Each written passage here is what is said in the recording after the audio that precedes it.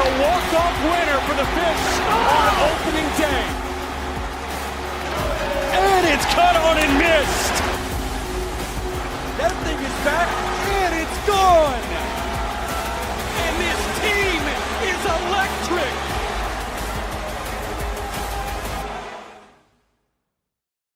FanFest 2026 presented by ADT Steven Strom, Jack McMullen. This is the appetizer to what is going to be just an outstanding 2026. 2 weeks away from spring training, where the Marlins will face a team that they sent home in the New York Mets. Can't wait for that. We've got a cavalcade of guests today: Xavier Edwards, Jansen Junk, Clayton McCulla, and our final one is none other, our number one pitching or catching prospect, Joe Mack. Jack McMullen, first FanFest for you, sir. You've been busy today. I've been a little bit busy today. I will say the highlight of my day so far happened about 24 seconds ago when you used the word cavalcade, which is great. And that is like the tone setter that we need for FanFest right now. Listen, this place is alive. It's just buzzing at the moment. And we look out on the field right behind us. We're hanging out in between sections 9 and 10. So if you want to come give us a fist bump while we talk on the radio, please do that. We have fist bumps available galore. But just looking at the field, it's packed. There's not much turf to see right now. You have activities absolutely everywhere. The cages are being used in left field. In right field, you've got some photo stations. You've got the main stage in center field as well. The concourse is buzzing. It feels like a marquee night or day for Marlins baseball, which is really cool because, like, we've missed that. I know. It's been 5 months, man. I know. It's been crazy. It's been crazy, and we both have kind of looked at each other over the last couple of weeks. And I said, are you ready? Yeah. Are you ready to get – are you ready to come down from Pittsburgh to Jupiter? Am I ready to go make that long trek about an hour and 15 minutes to Jupiter? And I think – So hour 15, I've got 17 hours staring me in the face next weekend. God bless you. I can't wait. And you'll be celebrating your 28th birthday on February 12th. So it's a good birthday gift, right? Coming down and not only getting your love of your life with baseball and also your fiance, but also second love. Yeah, second love. Third, family. But and family too. But you're also getting some Marlins baseball here in 2026. And I want to start here, Jack, because I cheated. I had Clayton McCulla on as a pre-recorded spot. I apologize. I really do apologize. I don't love doing it, but the manager, the man of the moment, he's a busy man, and this is the only time I got to get him. Something that I am going to praise you for, and I praise you for a lot of stuff, but something that I respect and appreciate about Steven so much is he's a chameleon, folks. Like, his ability to adapt and his ability to work on the fly and just figure out the best way to implement something is second to none. Thank you. In this market. Thank you. In radio, I think baseball on the radio. I'll take the market compliment in this market. But what I will say is, you know what? When you got to pre-record, you got to pre-record. You have to. And you're going to hear it a little bit later on. But we have some live guests coming as well, which I can't wait for. So last year, we had Clayton on the show, and I asked him what the overall feeling was going into 25, and he said optimism.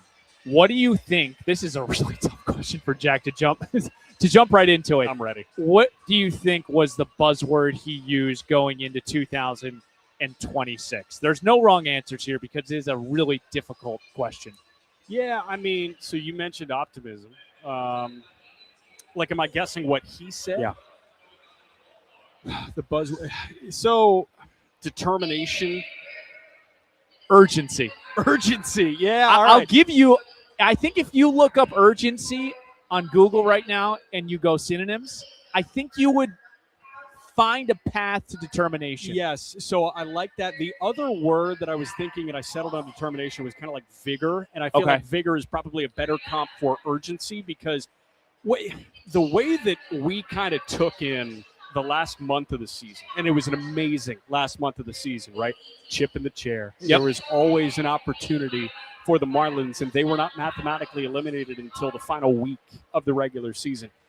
You know, so many people, I think, given the expectations set league-wide and set industry-wide for the Marlins going into 25, would look at 79 wins as a resounding success, a huge step forward.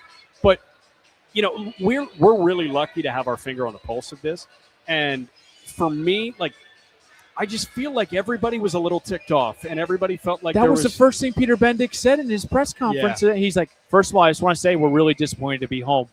Which is so cool. It's so cool, and I understand why urgency follows from that, because you felt like last year was maybe an assessment year in sorts. You want to figure out who's part of the core moving forward, and you win 79 games.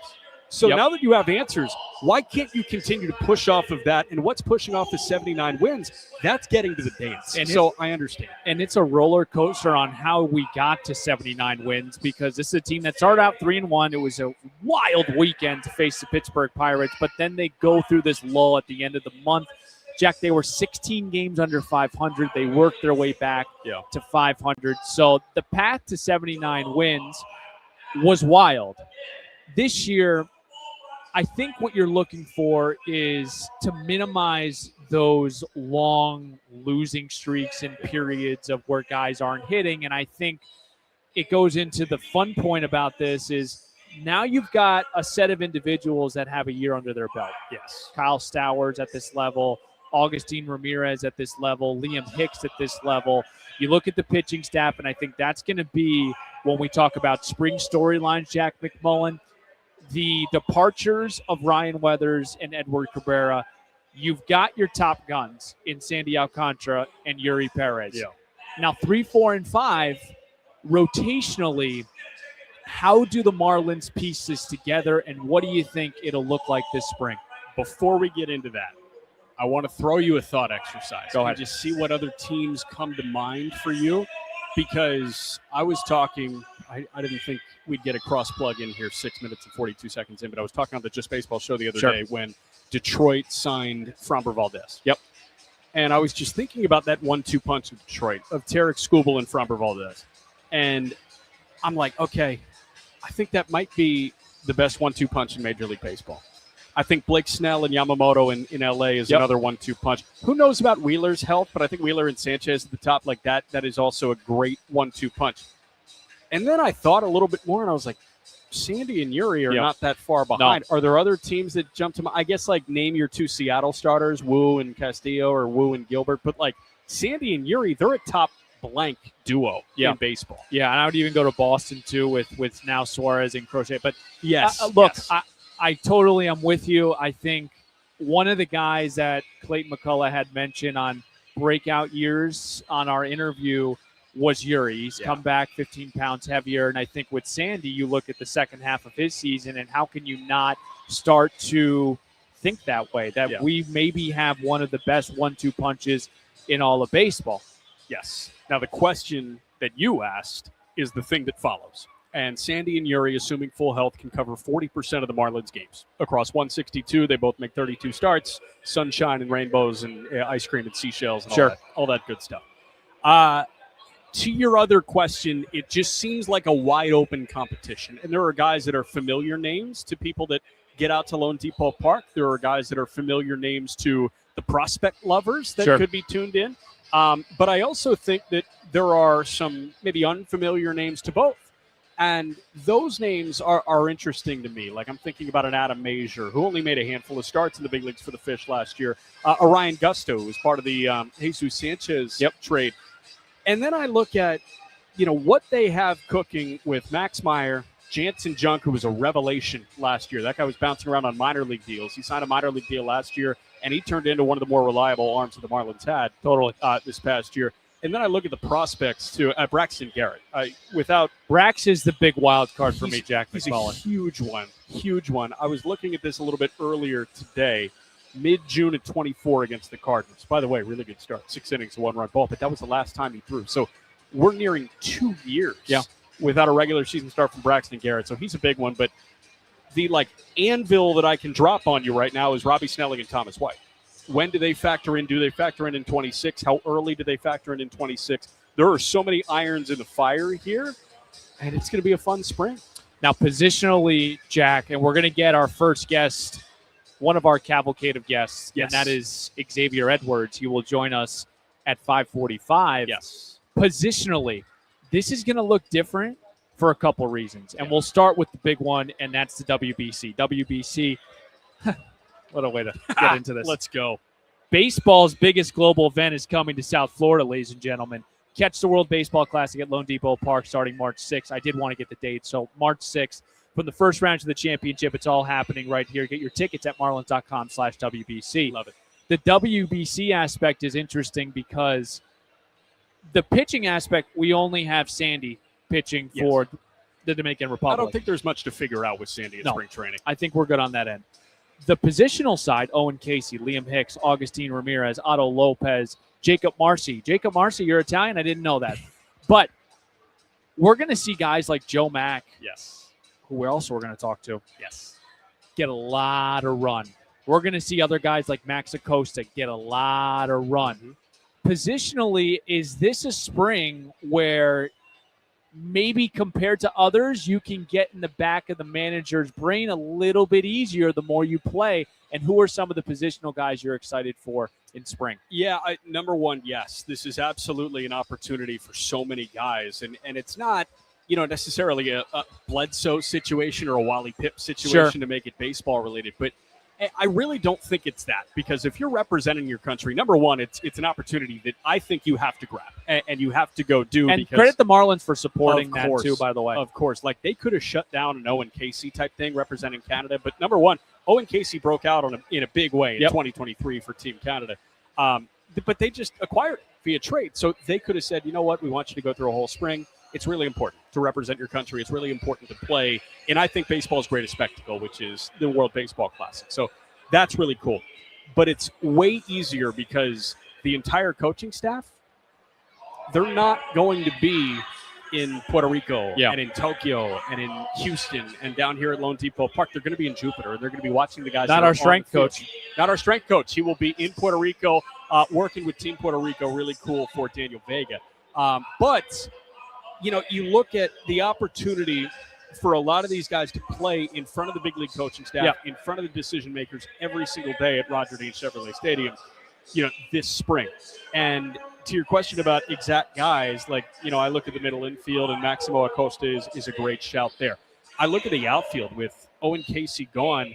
I'm thinking about some non-roster invites, and I know we'll get into that a little bit, but like a Dylan Lewis and a Brendan Jones, who were acquired in the Ryan Weathers deal. I'm thinking about Griffin Conine at first base. It's not like it's going to be much of a timeshare with Liam Hicks playing for Team Canada over at first base for the lefty reps. And then, of course, Joe Mack. I also look at Orion Ignafo, who is going to be there. Yeah. Chances are he's going to be in AAA for, the majority of the season, and he's going to get some catching reps as well. So really excited to see what some of those guys can do in spring with all eyes on them. That's Jack McMullen. I'm Steven Strom. We're broadcasting live here from Lone Depot Park. FanFest 2026 presented by ADT. Who did you get a chance to talk to today on the field? I talked to, on that main stage, I was with Max Meyer, Jacob Marcy, Braxton Garrett, and Pete Fairbanks. What a cast of characters. Good cast of characters. Fairbanks we had on the Hot Stove Show a little bit earlier on this winter. Same with Marcy. Marcy's voice was a little bit better for us this go-around than his Hot Stove appearance. But Fairbanks brought the juice as usual, which is good. That guy is a clown. Eccentric. He's really going to be fun. Yeah, the fan base is going to love Pete Fairbanks. And then Max Meyer, I asked him what his optimal night out is in Miami.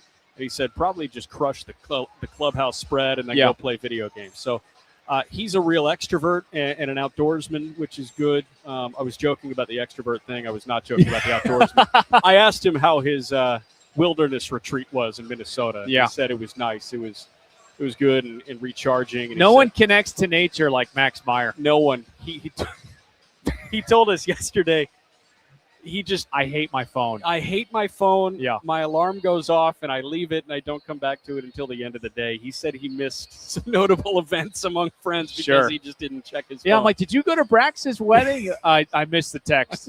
All right, man. So speaking of the fan base, I do want to hit on this.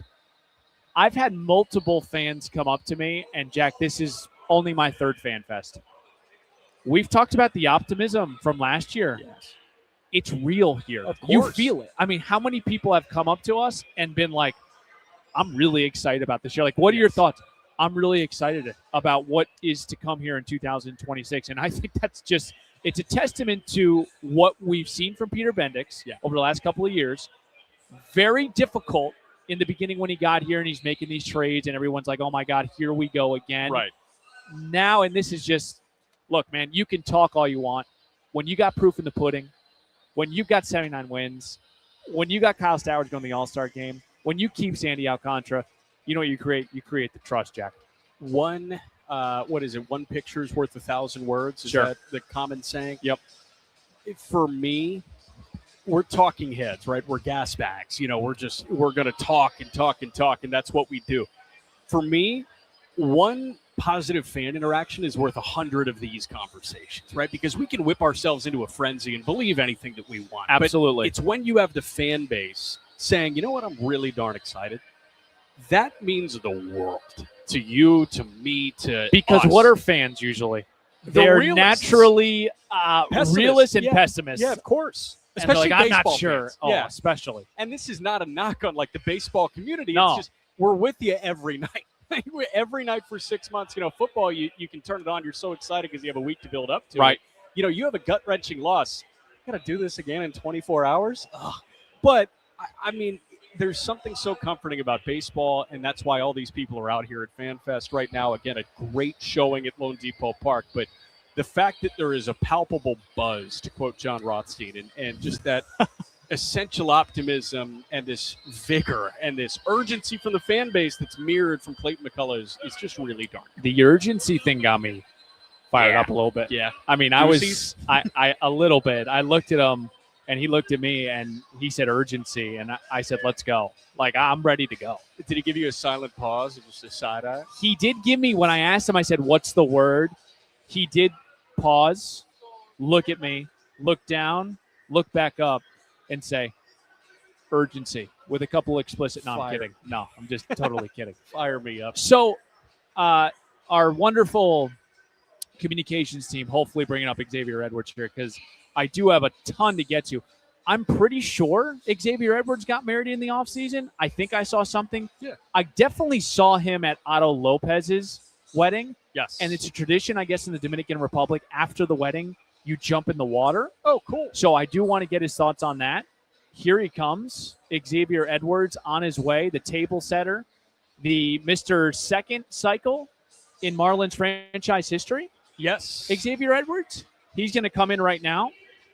And this is the beauty of doing stuff live too, folks, because we're flying off the seat of our pants. What's up, X? How we doing? Xavier Edwards, we told you he's coming. He's here now. Can you hear us, X? Is yeah, that okay? So wait, I did just blindly assume. Did you get married this offseason? I did. You did. Okay.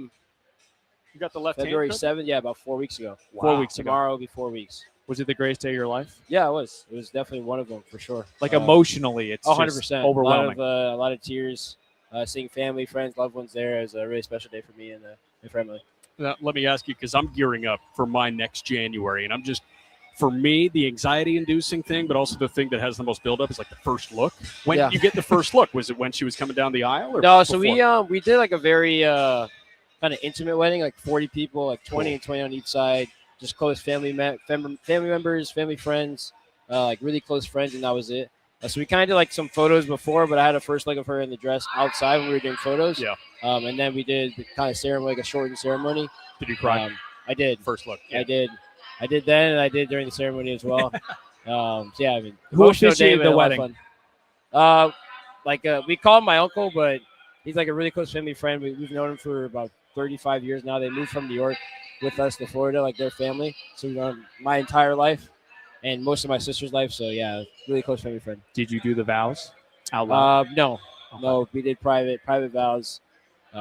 We just kind of thought that would be more intimate that way. It's just something for the two of us that, we didn't think everyone needed to hear, and we didn't want to kind of make it that kind of wedding. No, I know. It's just, tough to get through those sometimes. So that's what we did. Hey, man. Ring up. There we go. You guys going to knuckle We're bump? knuckle bump. Knuckle bump. Yeah. Thought we were showing rings. No, that's it. Yeah. We could have That done too? I'm excited to do that with you guys Yeah. next year. That's next gonna be year. great. Go ahead, Jack. Hey, after your wedding, I assume that you went nocturnal to watch the Australian Open, right? I was watching a ton of tennis. Early rounds were easier because the time change. Last few rounds were tougher. I was tuning in when I could. Caught a lot of women's tennis this year. Oh, yeah. Because they were usually the first ones on court. So caught a lot of women's tennis. Emily's been getting more and more into tennis over the years. Cool. And my family, we're fully invested. So Yeah, it was a good tournament. A little bit sad that my guy Sinner didn't win the tournament. He got knocked out by the Joker in the semis, but great tournament nonetheless. Who are your favorite players going right now, men's and women's? Men's it's Sinner. I'm a Sinner fan kind of through and through. Cool. I like Medvedev as well. I just like kind of unorthodox game, or unorthodox personality. I like the way he plays. On the women's side, I picked Rybakina to win the tournament. She ended up winning it. Good for you, yeah. So women's side, I'm kind of more all over the place. I don't really have one particular. I like the way Sabalenka plays because she plays more aggressive, a little bit more on the front foot, I guess you could say. So I like watching her play, and Coco is the local talent, number 3 in the world. So rooting on Coco whenever she's playing as well. Nice, and I assume you also love Anisimova and Pagula, right? Yeah, you got to see them play in Miami. Them. How was that, man? Yeah, it was great. Being here, me and all the players. I watch so much tennis, so I've seen millions of their matches, and to get to see them, meet them in person, and kind of see what they're like a bit. It was nice.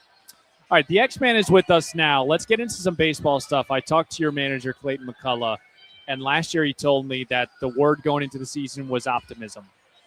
This year it's urgency. Yeah. What do you think? Yeah, I would agree. I think it's just kind of catching what we had and running with it and growing from. There's lessons that we learned throughout the course of last year, and while it was a solid year for us, I think we all know that we have more in the tank, and we have more to show and to give, and I think we're excited for the opportunity and that challenge. There's going to be higher expectations for us as a team this year, and I think we're ready for that challenge and to take it in stride. Are you guys ready to – I mean, obviously you guys are ready to take on the expectations, but were those welcomed at the end of last year? Because we were just talking about it 20 minutes ago. It kind of left like a sour taste in everybody's mouth the way that it ended last year, and you guys were so good. You weren't mathematically eliminated until the final week of the season, and everybody was like down. When it happened, it was, man, there was some more meat on the bone there. I guess, how are you guys bouncing back as a collective unit going into spring training? I think it just starts from day one. Honestly, like a lot of the messaging last year was just like that teams weren't going to respect us, and I feel like they didn't at the first half of the year, and towards the back half of the year, the messaging changed. Like we showed people that we could play, and even though we're the youngest team in the league, that we're hanging with everybody. So once we showed that, the messaging changed. Like, okay, like now you belong here. This group belongs here. That we can play and we can see it at this level. So I think that was a big part of last year, and I think that's what we're going to carry into this year. Like we belong. We know we belong here.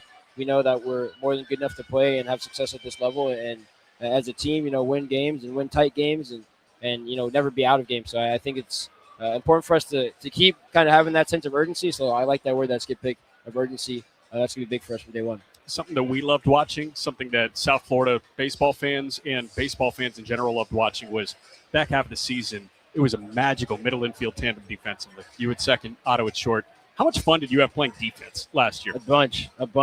I was, some people may not be happy, like, when they change position, like shortstop, captain infield, like second base. I loved it. And I was glad kind of once it did happen, it was kind of weight off my shoulders a bit. And I think it turned out to be for the better for Otto and myself. I'm so glad that we had that chemistry kind of already from me being on the shortstop side and him on the second. We played together for the last year and a half. But yeah, I definitely took a step up once we switched, and for the better. Our team defense got better. I would say we definitely started winning more games, and it all comes down. They say defense wins championships, but defense wins regular season games too. Like when you don't make mistakes and you play clean baseball, throw the ball over the plate. Like the pitchers are going to throw more strikes, so they're confident the plays are going to get made behind them, and it just piggybacks off that. So when we're playing clean defense, we're a really tough team to beat. So you finished the season, you hit 283. We talked about the defense at second base. Take us in the office with whoever you spoke to after the season. What are they telling you? What's the dialogue? We want you to get better at this, or what were the discussions for your offseason? I mean, the team told me, different things. I kind of have my own things in mind already, but I knew I needed to improve upon my right-handed numbers from this past year. That's probably one of my more poor right-handed performances. I was just going to ask you. I have it written down: 236 against left, 306 against right. How? Why? I would just say it was just a poor year offensive. I didn't really feel like I had a groove right-handed kind of all year. Like it kind of started in spring and it kind of carried out throughout the year. And usually I turn around at some point, I get it going and it clicks and I can ride it for a while on the right-hand side. But that kind of didn't happen this year. That's kind of just a part of playing at the major league level, the toughest league in the world, and also switch hitting, one of the more difficult things to do in baseball. Yeah. So just balancing that, making sure I'm getting enough right-handed swings. So I've been really diligent with my work this offseason, specifically on the right-hand side. Quick follow-up on that. Are you a natural lefty or natural righty? I'm a natural righty. Wow. Yeah, I feel like most switch hitters are. Yeah. But yeah, natural righty. And over the years, I just have put like so much time in on left-hand side because before it was so behind that I had to try to get it to catch up. And Sure. it took so much time for it to finally catch up that, like, I just had that blueprint of like hitting twice as much on left-hand side. And then we come out to the games and it's right-hand pitcher. So I'm just constantly taking so much more left-hand swings that, I have to kind of reinstill and, reinstall that right-handed swing and making sure that my foundation is good on the right-hand side and, my sequencing is good and all that things. Also, now get nerdy on us for a minute because when you're working on your right-handed swing, is it kind of pitch by pitch this offseason where, hey, I want to be able to get to that, carry fastball at the top of the zone. I'm going to train that, and then I'm also going to train breaking balls. How does the work look? I would say it's more like zones, really. I think every hitter kind of knows what they do and don't hit well, or like what zones they hit better than others. For me, it's like I just want to make sure that I'm capitalizing and hitting the pitches that I know I should hit. I feel like I should hit, like the pitches over the heart of the plate. Yeah, that I feel like I should hit. Like those balls need to be moving forward and with authority. So like that was a big focus of mine. Yeah. Like you can work on pitches on the edge, and I feel like that kind of is instincts. But you want to hit the pitches on the in the meat of the plate. Yeah, because that's where the damage is going to be done. That's where your hits. A lot of your hits are going to come from. That's where the mistake pitch are going to come. It's like you want to capitalize on those pitches, and then the rest of them is kind of approach based or athleticism, whatever it is. So that's really what I wanted to focus on. Cool. How are we feeling about the challenge system? I love it. I love it. Yeah, I mean, I think with 2, it's going to play a bit different than it did with 3 in AAA. You got to be a bit more strategic with how you use it. You don't want to just waste it. But I think it just gives you a better shot. Sometimes you do get screwed over on a pitch, and it's important to have something to hold the umpires accountable and also just keep your at-bat alive. It really, one pitch can change a game, can change an inning. Can change how the game finishes. So it's really important to be able to, potentially get a pitch that can swing, get you out of an inning on defense or keep you in an inning on offense. There needs to be some guardrails. You can't be challenging first pitch of the game, right? Because you can. How does it work? I mean, no, you can. You can challenge as often as you want as long as it's successful. So it's cool because you're good. It's an immediate ego check too. Because like if somebody's challenging bases empty second inning, it's already a 3-run game. Yeah, but you only get 2 if you screw up. Exactly. Yeah. So then it's like your ego's just out there. Yeah. It's like, oh man, you cost us. I'm saying it more if you do it in the first, and let's say you get it wrong, and then there was a close pitch in the 8th. It's like, why didn't we save? Should there be a rule? 5th inning passed, I can challenge. I think with teams, you're a vet now on this team. Internally, I think you will put that in place where you say, okay, if you get one wrong, like. Okay, maybe you chill out and don't challenge anymore for the rest of the game. It's like the NBA. Unless it's like blatantly obvious that it's a ball or a strike for the pitchers. But I think if you put something in place, you're right. You don't want something, 2 outs, 0-1 count in the bottom of the first inning, you're ripping the challenge. It's like, okay, like chill out. Yeah, that bat may be meaningful for you, and like maybe we go on to score 6 runs after that. But what if you K after that? Right, and then it's like now we just chalked ourselves maybe for the 7th, 8th, or 9th inning when we need a big pitch in a first and third situation. I love it. Yeah, you don't want to do that. Now, let me ask you about a stolen base goal, if you have one this year, because, a number that was being thrown around at the beginning of the year last year was like 60, right? But obviously there were external factors that got in the way of that. Yeah, it's whatever.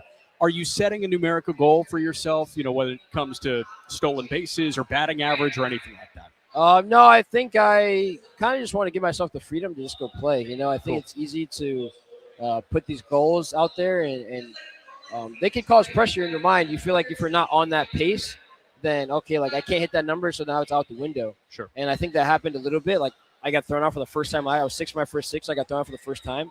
I never get thrown out like 4 more times. But I was like, immediately I was like, oh, like how am I going to get to 60? How am I going to get to 60? And you just put yourself so much pressure on yourself to try to reach these numbers that you make up in your head that you start forcing the issue, and then you get thrown out more, and it's a give and take. So I think when I just play free, I think that's when my better baseball comes out on all fronts, on defense, on offense, hitting, base running. I think it comes out better that way. So really I'm just trying to go play. I want to put my best effort every single day, do my homework and be prepared going into the game so that I can let my instincts and the information I have going into the game just play. And at the end of the year, I think myself and everybody else would be happy with what they see. Cool. Xavier Edwards with us now. Do you have 5 more minutes or do you need to run? No, you got 5 minutes? I'm here, yeah. Okay. Here, 5 minutes. So I always think of the Giannis press conference, the failure thing and I think that totally is relevant in this case where you want to make personal goals. Maybe you just don't say anything to anyone, us media jackals that hold you to it. Like, you told us you were going to say, and you didn't do that. But how do you do that? Because you want to have those goals, but at the same time, if you bat 330 next year and you steal 20 bases, but you score 100 runs, I don't care. Right. You know, so what's the balance of that? I mean, just further doubling down on what I was just talking about. I think it's just giving yourself the freedom to, like, go be your best self, go be your best, athlete, go be in the best headspace going into each game like the best you can. Go give 100% or whatever you have that day into that game, because the game, it looks different every day. Throughout the course of the year, your body feels different, but you have to figure out a way, to get on base, to scrape across, one hit or one walk, or get a run in the 8th inning when the team needs it, or get a bag late in the game when your team needs it. So that's how I feel going into this year. Like, I do believe in the sense of goal setting, but it's so easy to put the unnecessary pressure on yourself, because the game can be that on its own. Like, you don't necessarily need more of that. And I feel like sometimes for me it does more harm than good. You itching a little bit to get back to Jupiter?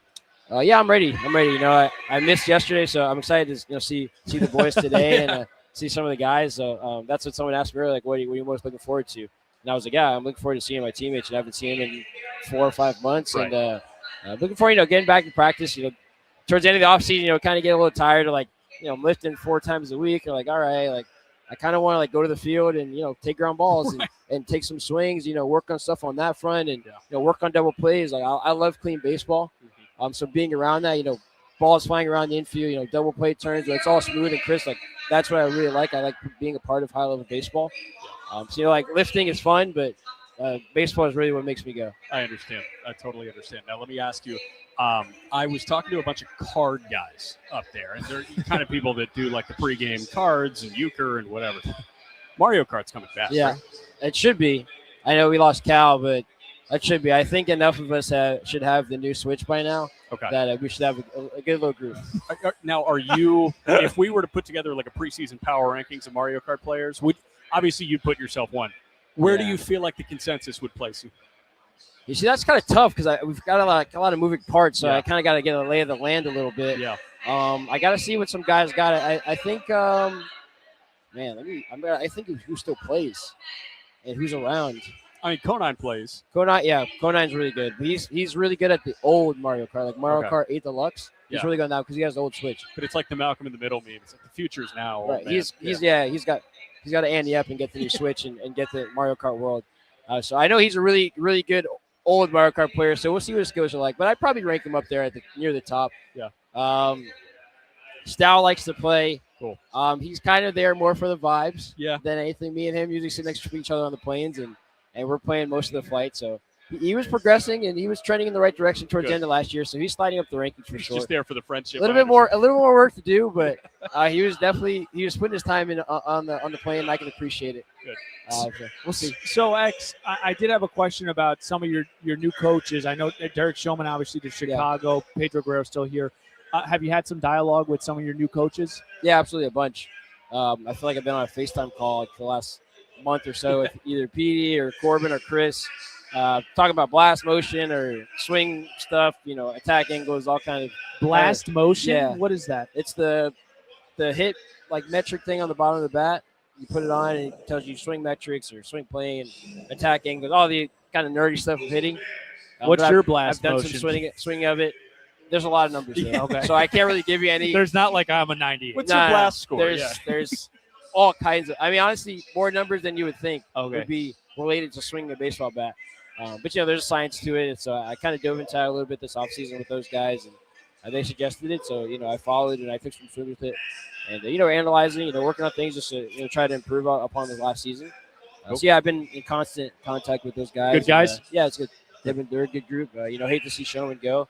Happy for him though. A Chicago guy back home, so happy for him with the opportunity. I would definitely hate to see him go. Good. I think I'm good. All right, we'll let you go, X. Thank you so much for the time, man. We'll see you in what? A week? A week, probably, right? Yeah, a week. A week? 2 weeks until the opener against the Mets. The 16th is full squad. First spring training day. Yeah. First spring training game. day, 2 weeks. Yeah. Yeah, Okay. very good. Cool. Thank you for the time, man. Yeah, man. Congratulations again. Thank Getting you. married. Amazing. Thank you, And thank you. we look forward to this season again with you. You're the best. Thank you very much for taking the time. Thank you, man. All right, let's break here. We'll come back. We've got some toy department material Yes. with Jack NRIs. We've got some stuff with the calling pitches from the dugout year 2. So a lot more to get to. We also have Jansen Junk, Joe Mack tapping by as well. We're back in 2 minutes on the not Marlins Radio Network, driven by just the Marlins Radio Network.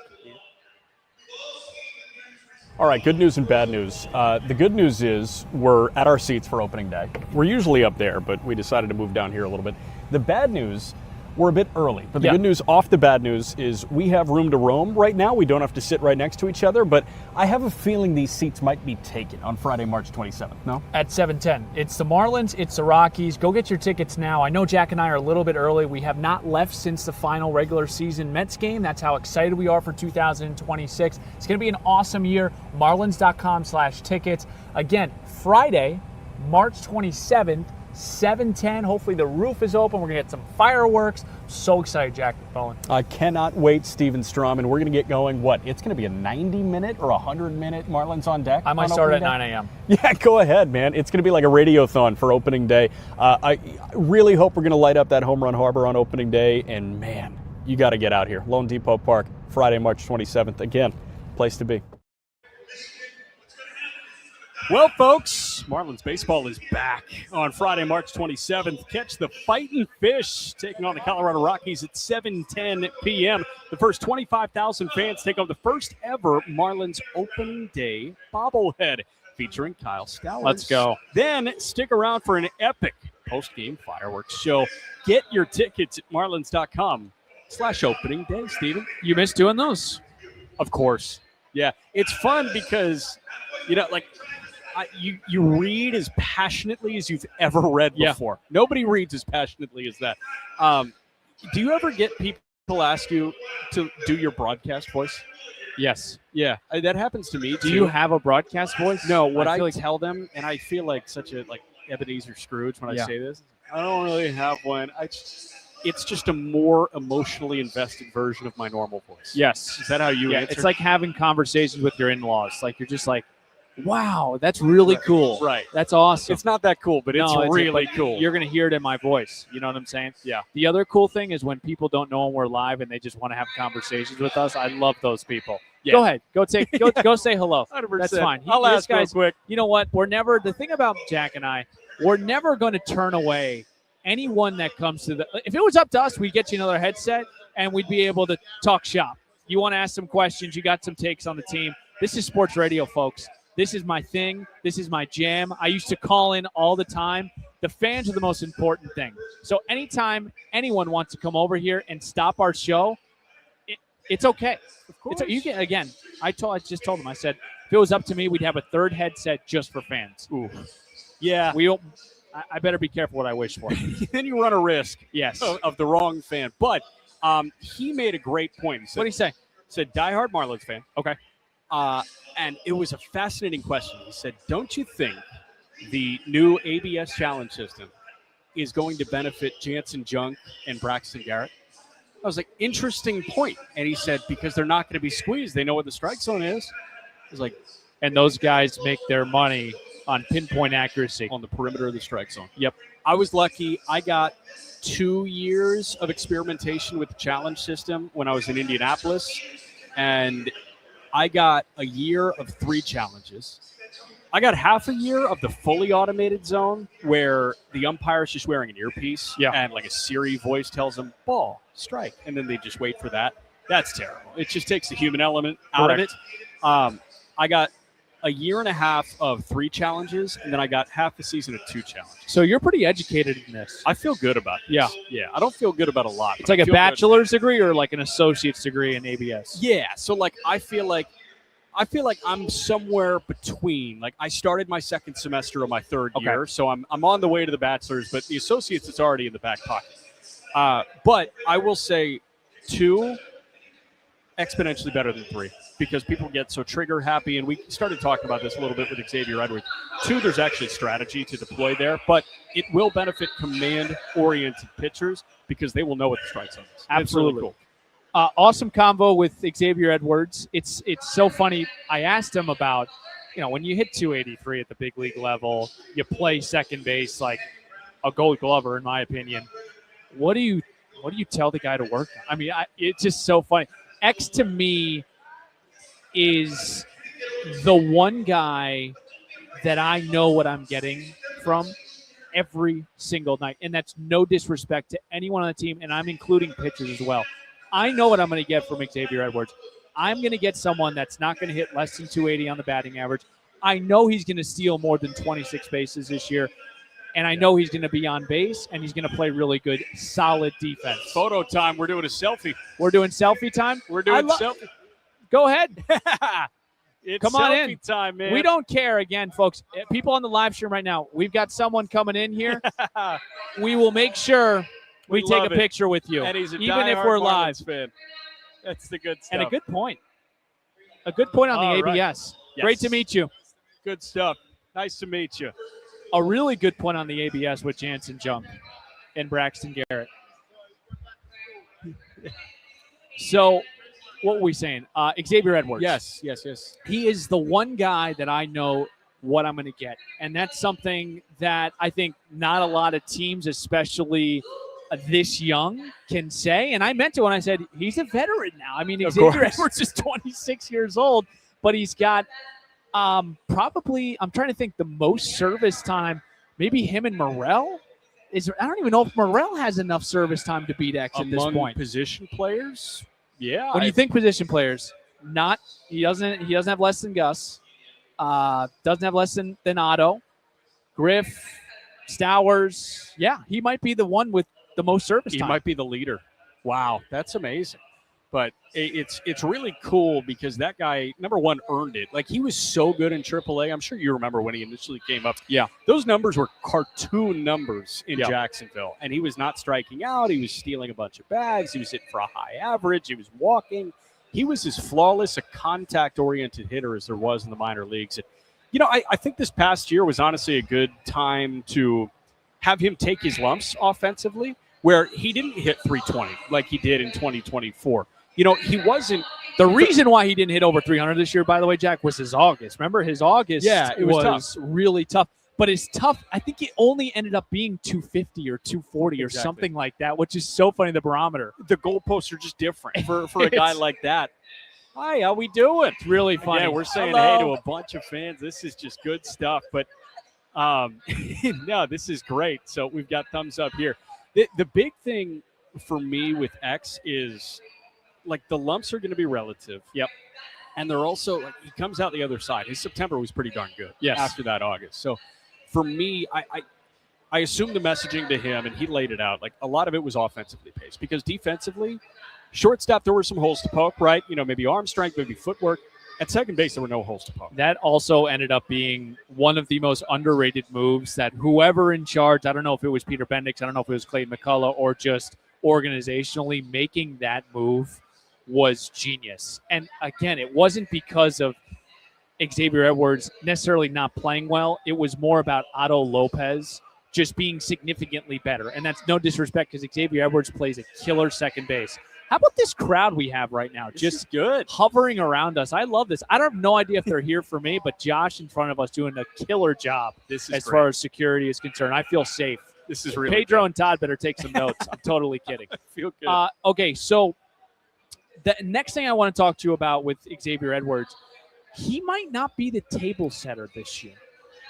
He might not. I really think the way that the Marlins are headed, I think we could see Jacob Marcy at the top. Look, is it going to surprise me if Xavier Edwards is at the top opening day? Of course not. But he's always been the guy at the top. Yeah. Where does he fit in the lineup, Jack McMullen, if, let's say, they do decide to go with Jacob Marcy at the top? So you run into a situation where you start to create like these stereotypes around each spot in the lineup, where the leadoff guy is supposed to be your on-base stolen base threat. Get on base as often as you can for the best hitters in your lineup. Yeah. So 1 through 9, you can number it, right? The leadoff spot is going to be contact-oriented. Guy will walk. Guy will steal some bases. He's just going to be a pest. He's going to be annoying, and there's a world where he has a 10-pitch at-bat at the outset of a baseball game. The 2-hole is usually your best hitter. And I would think that Stowers would either be in the 2 or 3 spot because I think 2 and 3 are reserved for your best all-around That's threats. been a shift the last couple of years. Yeah. You see guys like Aaron Judge there. You want to get them in the lineup Yes. And sometimes, as many turns as possible. Right. And sometimes you see him in the leadoff spot. Like, Philly ran Schwarber out in the leadoff spot. Yankees ran Judge out in the leadoff spot. But the 2-hole was actually, I can take you back to the genesis of it. Chris Bryant in his MVP season, Joe Madden had him in the 2-hole in Chicago. And it made all the sense in the world because previously, your best power hitter was hitting 3rd or 4th. And then all of a sudden, you stack up months and you realize that Chris Bryant was getting 50 more plate appearances than the 3 and 4-hole guys, which makes a lot of sense because he won an MVP. Sure. And you want that guy in the box as often as humanly possible, but you also want a runner on base for him. So 2 makes a lot of sense.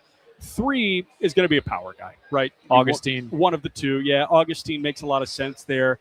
Who knows what Owen Casey? I was just thinking him too, but I don't know if it's too early to appoint him. It might be, but like Casey could hit 3rd. Conine could hit 3rd. Yeah. Augustine could hit 3rd. Another power guy could hit 4th. So same assortment of guys that I'm thinking about.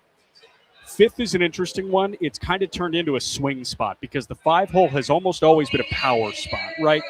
Twins teams from your childhood. I mean, the 5 spot, Mauer was hitting 3rd, right? Morneau was hitting 4th, and then Kadire was probably hitting 5th. Look at you, man.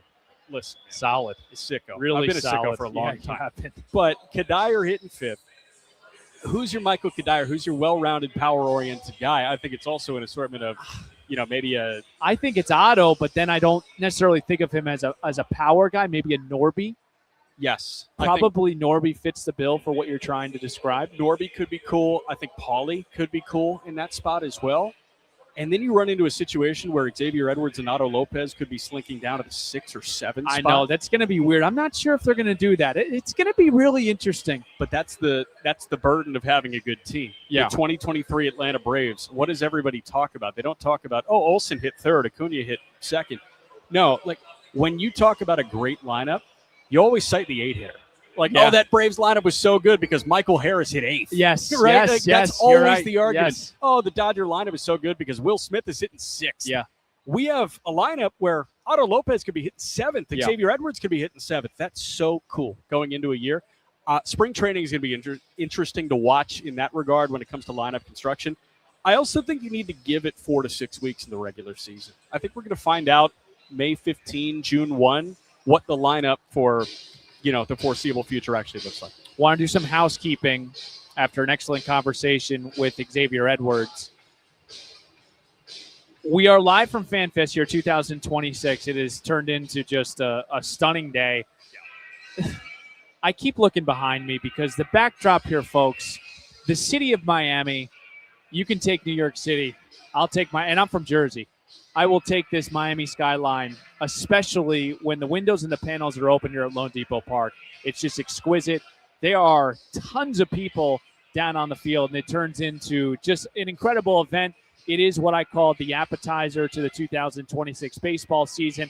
And I did want to show very quickly some love to Rachel, to Juan, to John. These guys have been sensational in helping us get this set up, and it's a group effort. It's an organizational win at the end of this night because so much is put into it and so many people lending helping hand, and we're not here without them. So I just wanted to show some love really quickly before we get into some discussions about Jansen Junk, who will join us in about 15 minutes. It's amazing how many people are needed to make this thing go. This is a machine, and I will compare Marlins FanFest to a Formula One engine. Yeah. It is so intricate. There are so many things that need to be ironed out. There are so many points of contact, and every single one has been such a joy to work with. And they're a joy to work with during the season. They're a joy to work with in the offseason. What a group that we have here, and what execution from that group tonight. I echo your thoughts. Super lucky. We're streaming here on X on Marlins Radio. We're also on the Marlins YouTube. We should have some news the Marlins Radio Network has learned in, I would say, the coming weeks for a couple of details that we do want to share with you where you can listen to us. But we shall proceed with the festivities here at FanFest. Xavier Edwards, he joined us. We also will be joined by Jansen Junk and Joe Mack. Do you want to do some toy department material with the NRIs, or do we want to talk about Jansen Junk's 2025 and maybe tee him up, who will join us at 6:30? So about 11 minutes. You know what? I think we've got 7 minutes of NRI stuff, Okay. and then maybe 4 minutes of junk lead in. Okay. That feels like good flow. Yeah, I'm down with that. That's perfect.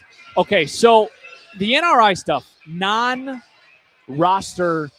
invitation, is that correct? Is that the acronym? Invitees. Invites.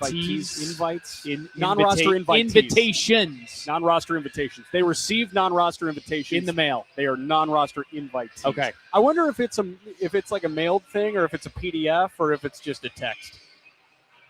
How would you want to be? I think I'd want it old want it in the school. mail. Yeah. My mail stinks, to be honest with you. I mean, it's just horrible. I'm out. Yeah, I'm out on. Yeah, I'm in Marlins baseball. I'm in FanFest. I'm out mail. Yeah. I'm good. So the NRI stuff is really interesting, especially when you have a really good farm system like us, the Miami Marlins. Thomas White, Robbie Snelling, those are some of the names on that list that I'd love to discuss with you, Jack McMullen. But I kind of separated this into tiers, okay? Because then I have tier 2 with Brendan Jones, who the Marlins acquired, part of the package for Ryan Weathers, Kemp Alderman, who was, I think, a second-round pick out of Ole Miss back in 2023. Good and then I football do team have a this year, tier 3 one as well. Yeah, Lane Kiffin thing was a disaster. The but playoff was fun, man. very fun. Let's start with the tier 1s, though, because I don't want to tease the audience and say, all right, let's start the Thomas White and Robbie Snelling. These are going to be the guys that you're glued to your seats about. Let's start with Thomas White. When you think of him, NRI, spring training, Miami Marlins, 21 years old, number 1 lefty pitching prospect. What comes to mind, Jack McMullen? Get your popcorn ready. We've been smelling popcorn for the last couple of Smells hours. so here. good. It smells really good. But get your popcorn in Jupiter ready. And if you have some microwavable popcorn at home, do that and turn on the radio and listen to Thomas White appearances. I don't know if they're going to be starts. Him and Snelling are interesting because they could be starting games. They could also be throwing in the 3rd inning or the 4th inning. We'll see. Non-roster invitees typically don't start games in spring training, but whenever they do throw, have your popcorn ready. Thomas White, there is one overarching question, and it's, will he throw enough strikes? Yep. He struggled in the strike-throwing department at points in Pensacola and brief taste in Jacksonville at the end of the year. But I only lay that out first because literally everything else is positive. Pitch by pitch, this guy is the best left-handed pitcher in minor league baseball. He is. And I think... And you would say it's if you weren't a Marlins employee. Yes, absolutely. Pitch by pitch, like the comp is so uncanny. It's Blake Snell. It's not close what the other comp is because Blake Snell leads leagues in walks and wins Cy Young Awards. Yeah. It's amazing because the stuff is that good. And that's Thomas White, man. He's 98, 99, 100 miles an hour. He hit last spring from the left side. The slider is gross. The changeup is nasty. All of his secondaries are absolutely insane. It's a matter of honing it in, having the mechanics right, and getting within the strike zone. If that happens, there are a few bullets to waste in minor league baseball, to be honest with you. But the guy that is further along, I think, in his development is Snelling. Yeah. Robbie Snelling is so talented, and he's so intricate. This guy was a 4-star linebacker recruit. He had an LSU offer to go play linebacker. Yeah. And he turned into a pitcher. Yeah. And he, in his first year of pro ball as a Padre prospect, was the minor league pitcher of the year. And then he comes back this year after a rut of a year and turns into minor league pitcher of the year, right? I mean, and the 5th best left-handed pitching prospect this year, too. I'll push him higher. Yeah, you push him higher. I'll push some outlets are going to push him a little bit higher. Let's do White real quick. Yeah. White's numbers. In high A, he made 9 starts, 2-2. Folks, I'm going to look at the camera real quick. Sorry for our audio audience. I don't care about wins and losses as a pitcher that starts. Love. Don't care. So let me redo that. Thomas White this year. Now he started. Did he start in high A, Jack, this year? This year he started in high A. He started in high A, worked his way up to double A, and then finished in triple A. Yes. Jansen Junk is here. Junkster. Junkster, as we get into our Thomas White time, we're going to pause right now, and I promise you we'll get back to the Thomas White and Robbie Snelling discussion. Let's pause. We'll break here. Jansen Junk is on the other side. We'll be back in a minute here on the Marlins Radio Network. All right, good news and bad news. The good news is we're at our seats for opening day. We're usually up there, but we decided to move down here a little bit. The bad news, we're a bit early. But the good news off the bad news is we have room to roam right now. We don't have to sit right next to each other, but I have a feeling these seats might be taken on Friday, March 27th, no? At 7:10. It's the Marlins, it's the Rockies. Go get your tickets now. I know Jack and I are a little bit early. We have not left since the final regular season Mets game. That's how excited we are for 2026. It's going to be an awesome year. Marlins.com/tickets. Again, Friday, March 27th. 7:10. Hopefully the roof is open. We're going to get some fireworks. So excited, Jack McCullough. I cannot wait, Steven Strom, and we're going to get going. What? It's going to be a 90-minute or 100-minute Marlins on deck? I might start at 9 a.m. Yeah, go ahead, man. It's going to be like a radiothon for opening day. I really hope we're going to light up that Home Run Harbor on opening day, and man, you got to get out here. Lone Depot Park, Friday, March 27th. Again, place to be. We always joke he's got one of the best names in baseball for a pitcher. It is Jansen Junk, who had a spectacular 2025. It's great to see you, man. Thank you very much for joining Jack and I here on the final Marlins Hot Stove Show. This is FanFest 2026. This is your first FanFest, right? Because you were a minor league signee. Yes. You weren't even close to here. No. And now you're here. Yes. What do you think? I've really enjoyed my time today. First seeing everybody. This is like the first time seeing the team again, kind of. So you seeing familiar faces, and then coming out here, interacting with the fans, just seeing the excitement on their face, and the roar from the crowd and everything. Like, it has just been really fun and cool to experience with the guys. It feels like baseball again. Yep. We're getting that little itch, that scratching that itch that we've been waiting for all winter. We were talking about it yesterday. We were like trying to forecast who our best dab up was going to be yesterday. Like when we were there at 80 a day. Who was your best dab up, by the way? Yesterday? Yeah. Norbs. Norby? Yeah. I Marcy, it was the cleanest. Like, it was just so firm. Did you get a good dab with Junk? With Junk, it was a firm handshake. Oh, No, handshake. we didn't see him Okay. yesterday. But who was your best teammate dab up yesterday? I think probably seeing Phillips again. Philly. Yeah, just like, having an off season, not being around him, and then being back in his presence again. It was just like, it was fun to see him, and it was the same old Phillips, just like we left. So that was a fun one. Now, you didn't experiment with the facial hair at all. You said, mustache, I'm going to keep it. Yeah, no, I was going to shave it during the off season, but then it's just so hard. I kind of trimmed it down a little bit the other day. It's your identity. Yeah, exactly. Yeah. Well, I've been seeing like we wore your mustaches during your starts I know. last year. I love if you that. saw that. Yeah. Seeing my old Angels player card. I had baby face, no facial hair, and I'm like, oh, thank God I have this. So it's fun. It's fun. Maybe we'll experiment, but I don't know. I like it. Jansen Junk, man, you had an awesome year last year. I just screamed it to the camera and said, I don't care about wins and losses as a starter, but I'm going to use yours. Okay. You're 6-4, 110 innings, 77 Ks, 13 walks, a 4 ERA.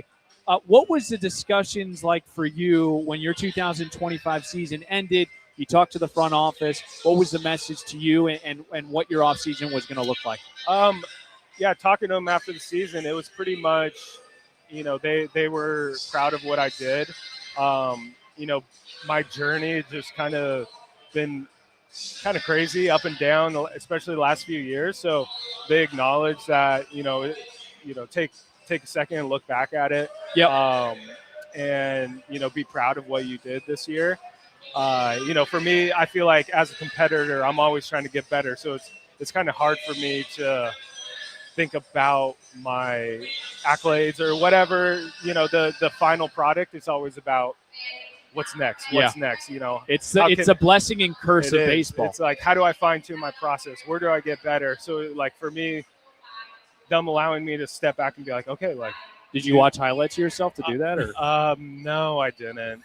maybe a few strikeout videos. Yeah, nice. Yeah. But it was kind of just fine tuning some mechanical things that I wanted to do with the pitching staff. Some few pitch. Anything added to the arsenal? No, nothing added to the arsenal. Sorry about that. No, You only have 10 pitches. Yeah, no knuckleball. would But be cool. it's just like fine tuning some things. Just kind of. I've been there where I was kind of searching for something new. Sure. And I just want to hone in on my strengths, get better, tweak things here and there, just to try to gain that extra edge. And that's kind of what the off season's about, is finding those edges that that you can find, just get that much better. And I think going into the off season and finishing the off season, we accomplished a lot of those, and I'm really excited to go out there and show the fans and show the guys, Jansen Junk again. You mentioned the word journey at the outset of that, and I pulled up your baseball reference, and there are a few guys where you have to scroll on the baseball reference to get every single team that you played for, but I have to scroll a little bit. Now, 3 years at Seattle U is great, but you've got that at the outset. This is a lot of minor league appearances, man. These are a lot of minor league innings. This is, 606 innings in the minor leagues. Mm-hmm. You mentioned the coaching staff encouraged you to just take a step back and appreciate what you did. How long did you give yourself to take a step back and appreciate what you did? Was it 3 weeks in October? Was it, in Christmas you got to lock in? What was it? Are you saying like when I thought about that journey? Yeah, I guess, and kind of when you feel like you entirely flipped the switch mentally to, okay, time to get better for 2026. It probably 3 weeks I usually take to recoup the body. Yeah. And that's when I'm not throwing, just going to the gym and lift. And during that time, I kind of stepped back, and once everything settled, I was back home. That's where I kind of opened my eyes a little bit to what I did, how I did it. Yeah. During the season, it just the everyday process. Yeah. It kind of consumes that, that lineage of thinking of where I can't reflect really. It's like I'm reflecting on my outings and stuff like that. I'm not really thinking about, the overall journey. So it took probably 3 weeks during that downtime of just thinking about what I did, what I accomplished, having family members come up to me and just congratulate me and stuff like that. So I took about 3 weeks to soak it in. And then after that 3 weeks, it was about 2026 and how I can get better and threw that behind me. And now we're on to the present. It's a new year. Whatever happened last year, it's not guaranteed that's going to happen again. So, I got to go out there, compete, prove myself like I did when I first came up. 3 things. Do you want water? Sure. You good? Okay. Sure. We got a comment here from Brian. This is a good one. I saw Junk in one of his starts last year. Nice. How about that? We'll show that comment. Follow up when I went to a Marlins game. Very That's good. Awesome. The right ulnar nerve irritation, how's that doing? It's doing great. Okay. Yeah, it was just what a freak thing. It is. But as a thrower, it felt like one of those things. There was no pain, no irritation really. So I felt like I could throw through it. It was just a sensation that, I thought I would, obviously happened during the game. Right. Raise some concerns, but talking with the staff, I was pretty relaxed at it. Obviously, they're going to be a little bit more on edge. You're a pitcher. Yeah. But the offseason, I got with, a PT guy in Seattle, just kind of maintain things and figure out the body a little bit more. What'd you find out? Well, I found out my scap was decompressed. Your scap? Back? my back. So it kind of your scaps go like this. Sure. My right one was kind of lower and in. Okay. So I think it was pulling down my shoulder and probably trapping that nerve a little bit. So we kind of hammered that out, tried to clean that up. And it's off season's a great time for that. Yep. So little housekeeping. Exactly. So just building that strength, understanding the body. And I think that really helped clear that up. It's not like I was having problems in the off season, but it was more about I don't want that problem in the Right, future. being proactive about Yeah, it. how can we be proactive about that? That's kind of It's great. what you do as baseball players. Like I said earlier, how we're finding that extra edge. And, we can do it all we want, hitting, pitching, weight room, but you got to take care of the body too and find edges in that aspect. Now, I'm curious, did you become, I think this is the right way to put this, less meticulous about the way that you prepped for games last year because you were doing that Swiss Army knife? Like sometimes I'm throwing 5 innings out of the pen, sometimes I'm starting. Do you feel like you became a little bit more type B last year on your days that you were going to pitch? No. Yeah. I've always had a very strict routine, but coming out of the bullpen, I will say I just had to modify it in a way that worked for me.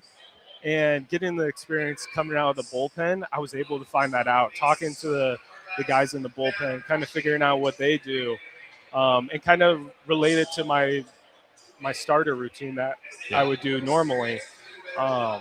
And through that process, I kind of figured out what worked and didn't work for my body. And ultimately, I don't want that anxiety where I need to do this whole long routine. And I kind of figured that out, that the body, in reality, it doesn't take that much to get ready. Sure. Once that adrenaline starts firing and, the phone rings, that's all the, That's where Philly slaps himself. Yes.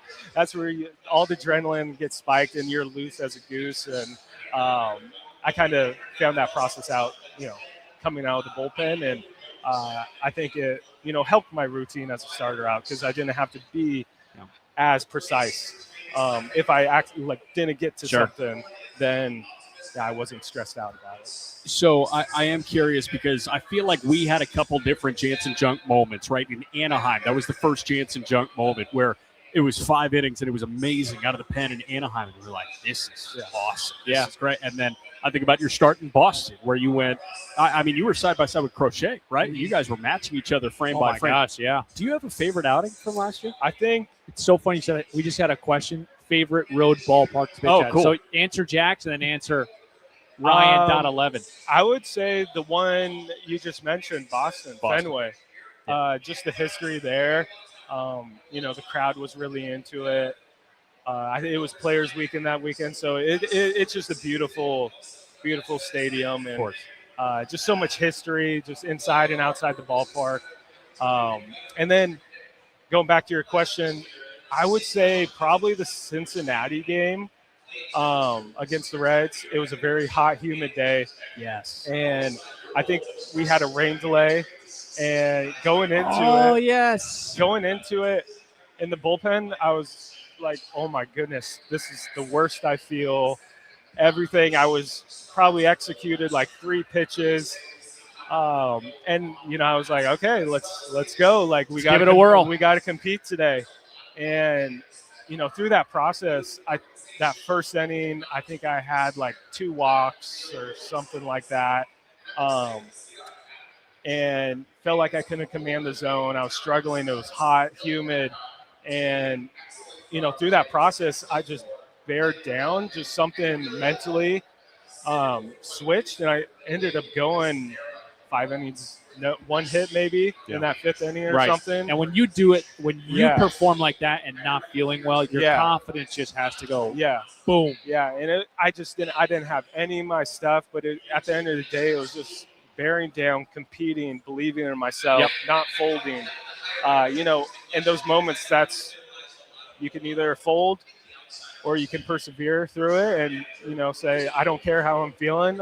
I got a job to do and I'm going to execute. Or you can, let doubt creep in, and that's where things snowball, and usually that tends not to go your way. So I think that Reds outing was, I haven't experienced that, that grit. It's easy when you're throwing well, everything's moving good, you're striking out the world. Obviously, that's that's easy. But when it's a grind and you have to compete and you're not feeling good, things aren't going your way, and bearing down. I think that moment is just, so special. Just being able to do that for the guys behind me, for the staff, and being able to come out that with like one hit or whatever, really show that, even when I'm not on my A game, it's like still we can effective. We can still compete. If we reach that mindset, then we can really hone in and compete at any level. Can we break some news here? You are going to start this year. Did they tell you that? Did they tell you you're going to be in the bullpen? Oh no, I haven't had any conversation like that. I wish. All right. My next question then: Edward Cabrera, Ryan Weathers, obviously, they depart. You looking forward to that opportunity to try to take a starting rotation spot? I'll leave it at that. Yeah. Obviously, I love going out there every fifth day and competing. I love being a starter. I really feel like I flourish in that role.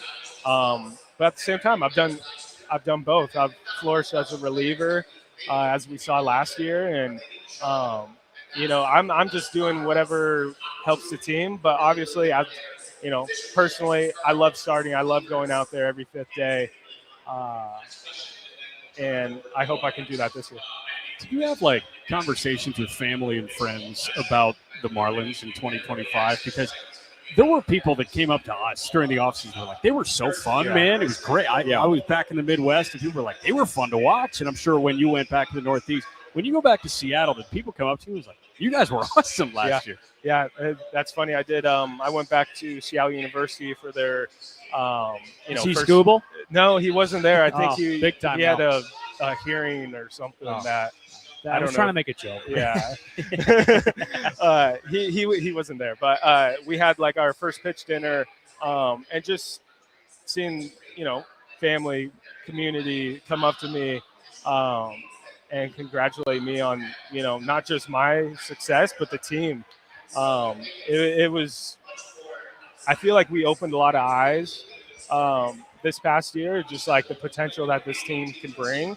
And I think a lot of these guys have that same hunger, that same mindset that, we want to raise the bar. Let's get better. Yep. How do we do that? And I think we're in a really good spot heading into spring, to feed off that success from last year. People are asking about the calling pitches from the dugout. Yes. Year 2. What do we think? Year 2, I think it's going to be fine. I don't mind that element. choice. Yeah. It kind of streamlines the way we go about game planning and stuff like that. And the most efficient way possible to do that, I feel like, is calling pitches from the dugout.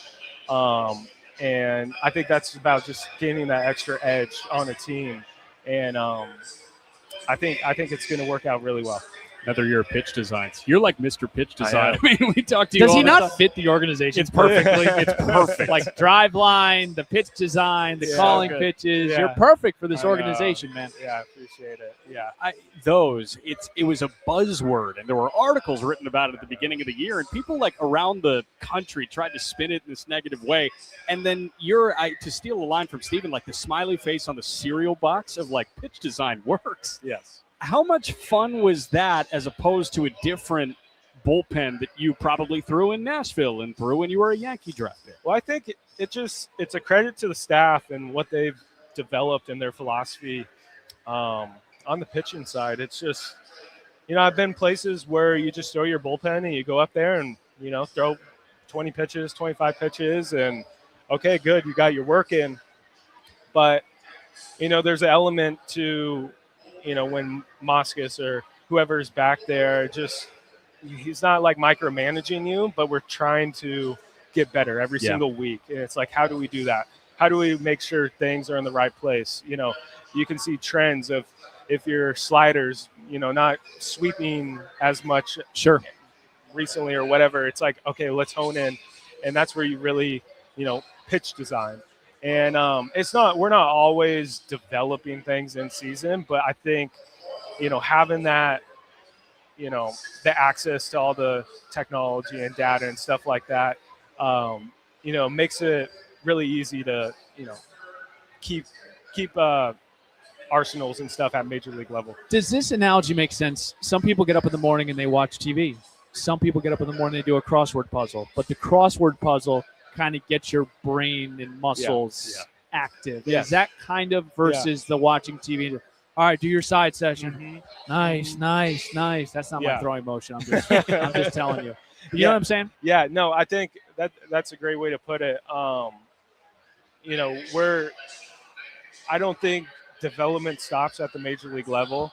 I think everybody, there's a next gear, next thing to accomplish. And, the more we think outside the box in those aspects, the more we'll be able to push the envelope and, develop everybody in the organization. I'm kind of sounding like coach speak now. Yeah, but when you said development, it's what we've heard a billion times. Yeah. I have bingo now, actually. Yeah, but I think doing the pitch designs, doing the live at bats. I think that was new for me last year, doing the live at bats in season as bullpens. Sure.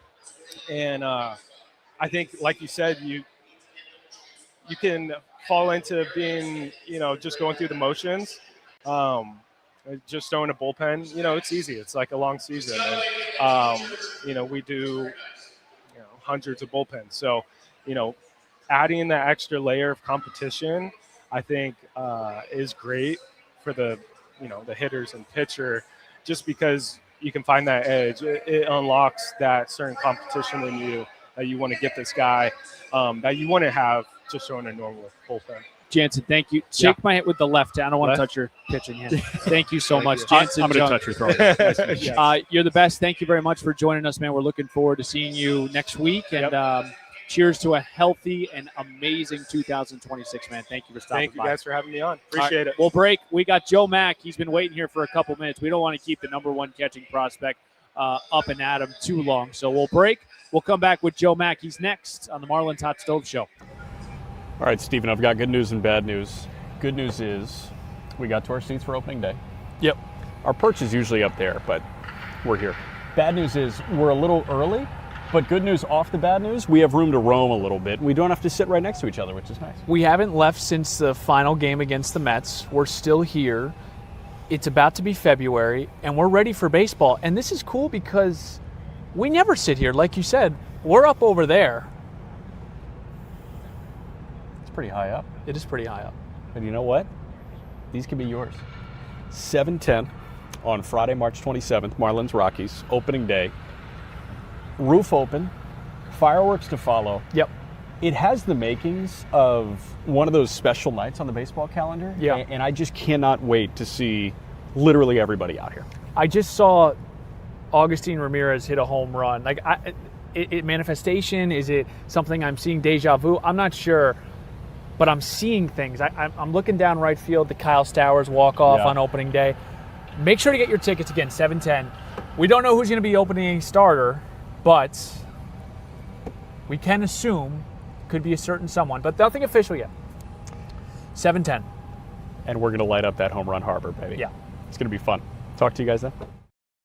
Maybe first time. All right, it's the man of the hour. It's Joe Mack, the number one catching prospect for the Miami Marlins. He is kind enough to join us here officially on the 40-man roster. Congratulations. That's a huge deal.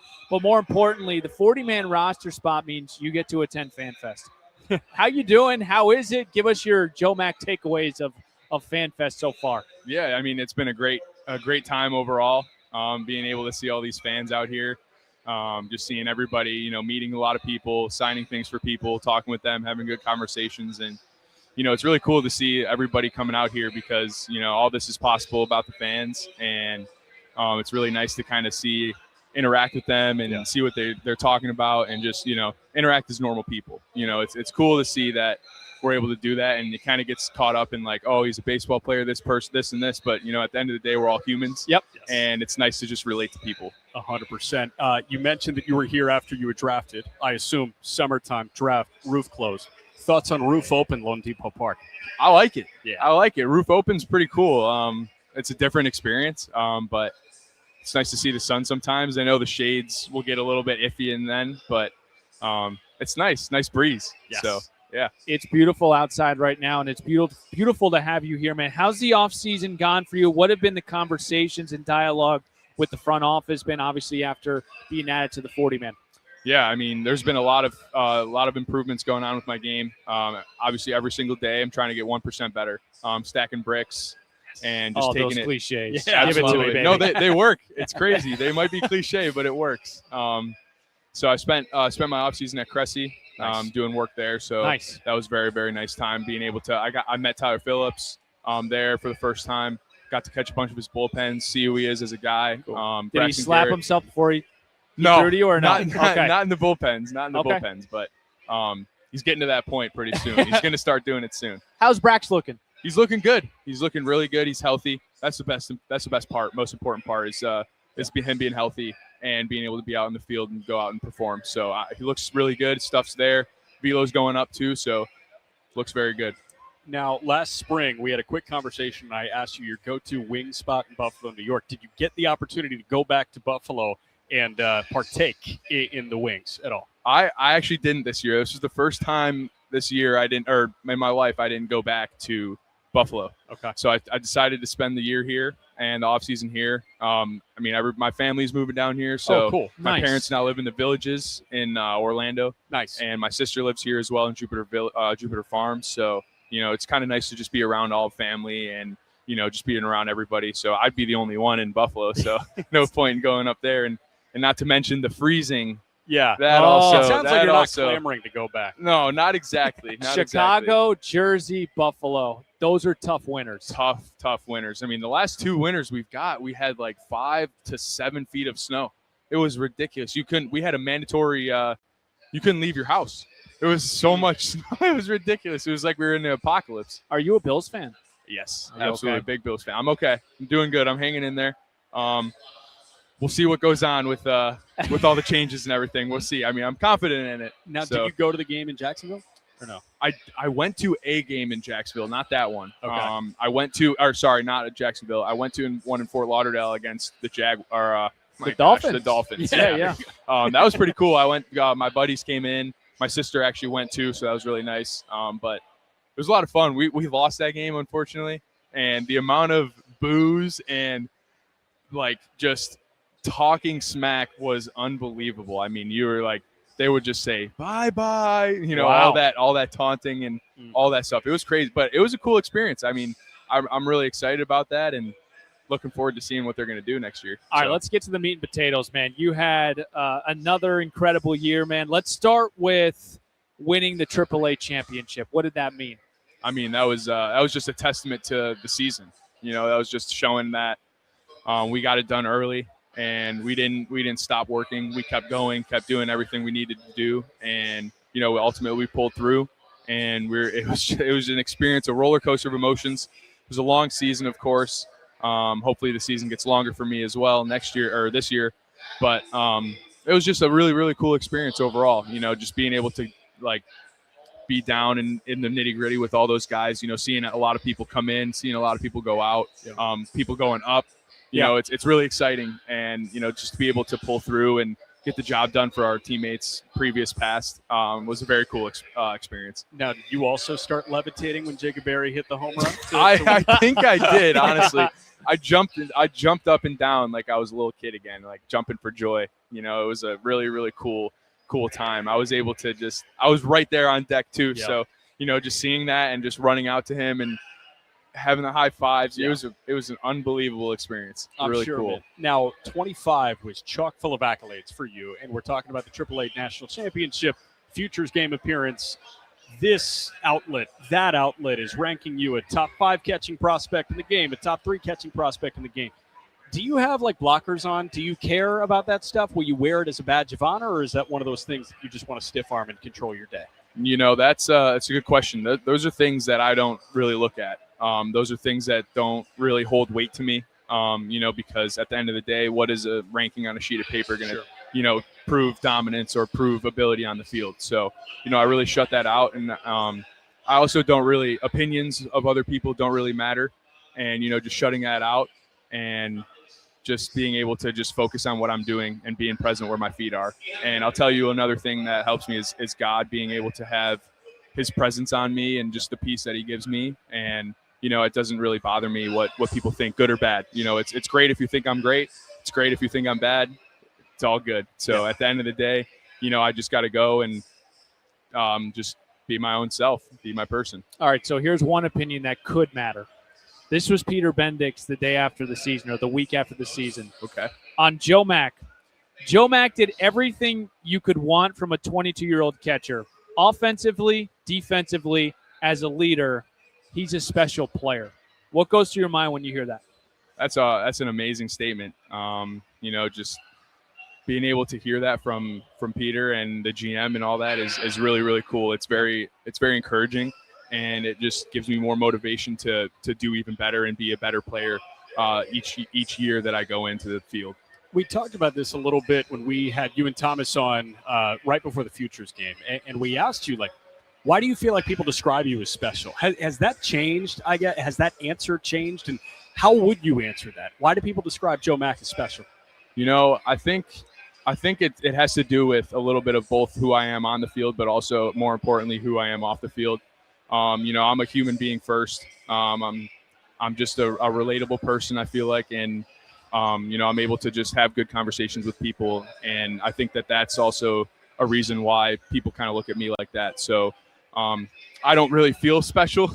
You know how that is. I don't feel special, but, I know that God shines his light on me, and that's also what other people see. So that's a big thing that shines and other people see off me. Now, I want to get to who Joe Mack is in the batter's box, because the Marlins, over the course of the history of the franchise, have had some pretty notable stances in the box, like Craig Counsell, Gary Sheffield.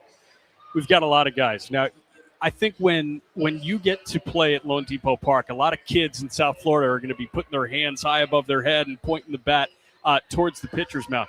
How did that happen? Where did your stance come from? Yeah, it's funny you say that. One of my old coaches used to say every time he would go like this with the bat, and then you would point it like this. Way too over-exaggerated. But no, I've also heard fans from other teams even not mock it, but kind of just do it. Sure. It's also that I heard a fan chirp me one time. It was "You're not Kevin Youkilis." Oh, that's good. So I wasn't trying to be, but your hands were together at least. Yeah, they were together, so I wasn't doing that. Yeah. So but no, I mean, honestly, it's pretty cool. I like it. I think that happened because it was a mixture of my high school swing kind of.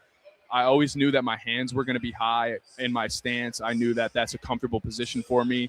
I feel like I can fire to the ball and get to the ball as best as I possibly can from that position. Cool. So, I kind of was feeling different places of where I'm trying to put my hands and what I'm trying to do in the box. And ultimately that was kind of the feel that I created and stuck with. And, it's been working, and I love the feel of it. And, that's kind of just how it happened. I just kind of combined a lot of swings, combined a lot of things, and kind of picked a happy medium, and that's it. So how did you get the 40-man call? Was it a call? Did you get a letter? What? Yeah, no, it was a call. It was a call. I believe it was Rachel. It was Rachel and Hector, two of our people, and they were on a combined call, I believe, and they told me. So it was really cool. I was actually shopping at the time. I was getting something, I can't remember. Was it during? When was it? I'm trying to think. Was this January or was this? It was a little bit before. I think it was either early December or holiday shopping. Belated Black Friday. Yeah, or I think it was late the month before November. Okay. Right? Yeah.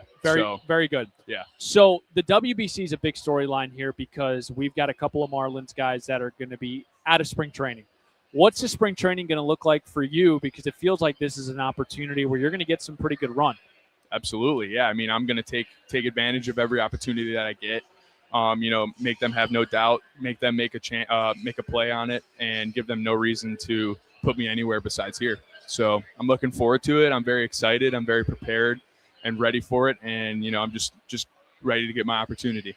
We've got a really fun crop of catchers with you, with Augustine, with Liam. It's so cool because you guys do a bunch of different things really well. And if you created a hybrid of all three of you, it's literally the perfect baseball player. What's your relationship like with Augustine and Liam? Because I'm sure part of it is an iron sharpens iron type of thing. Absolutely.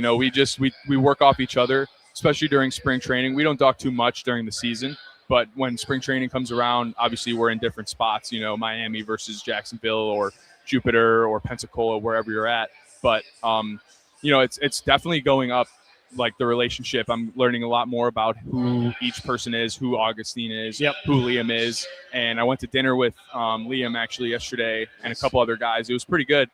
Just got to spend time with them, talk with them, and kind of meet them. So it's really cool just talking about like different ideas in the cages as well, and bouncing off ideas. Hey, why do you do this? Hey, what's different about this? Hey, what's it like in the big league? All that stuff. So just kind of like iron sharpens iron, as you said, and just learning as much as I can from all those guys. 2 quick ones for me. How's your Spanish? Because we have the same Spanish teacher. Oh, it's better.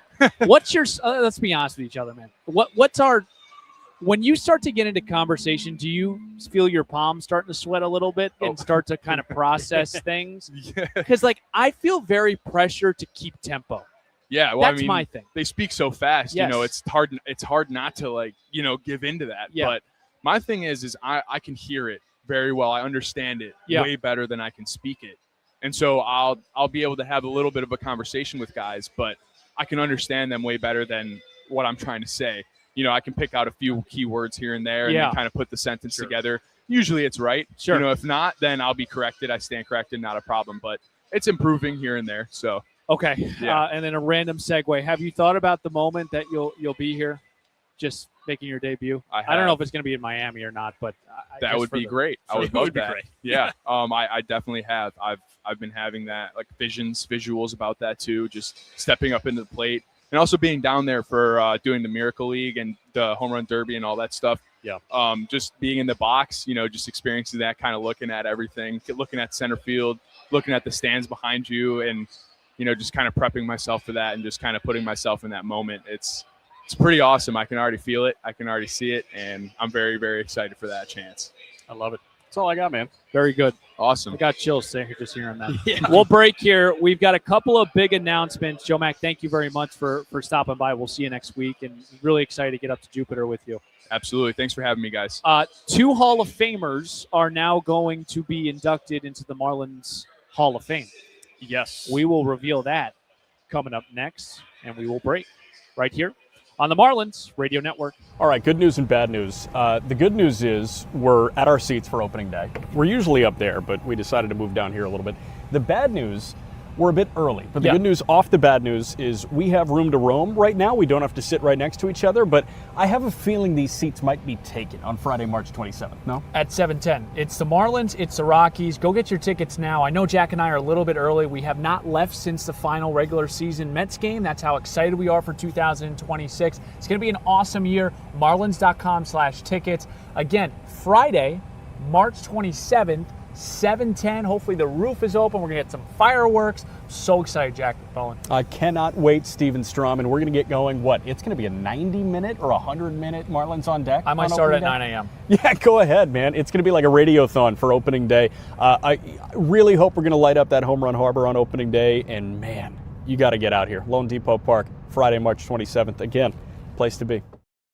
All right, Jack. Well, that was an awesome spot with the guy that everyone is. It's probably Thomas White, Robbie Snelling, Joe Mack. This trio is carrying Marlins fans' hopes. Well, and it's interesting because baseball kind of has 2 walks of life, right? You've got your pitcher life and your position player life. And I think it's easier to buy a jersey of a position player, right? Because you go to the ballpark.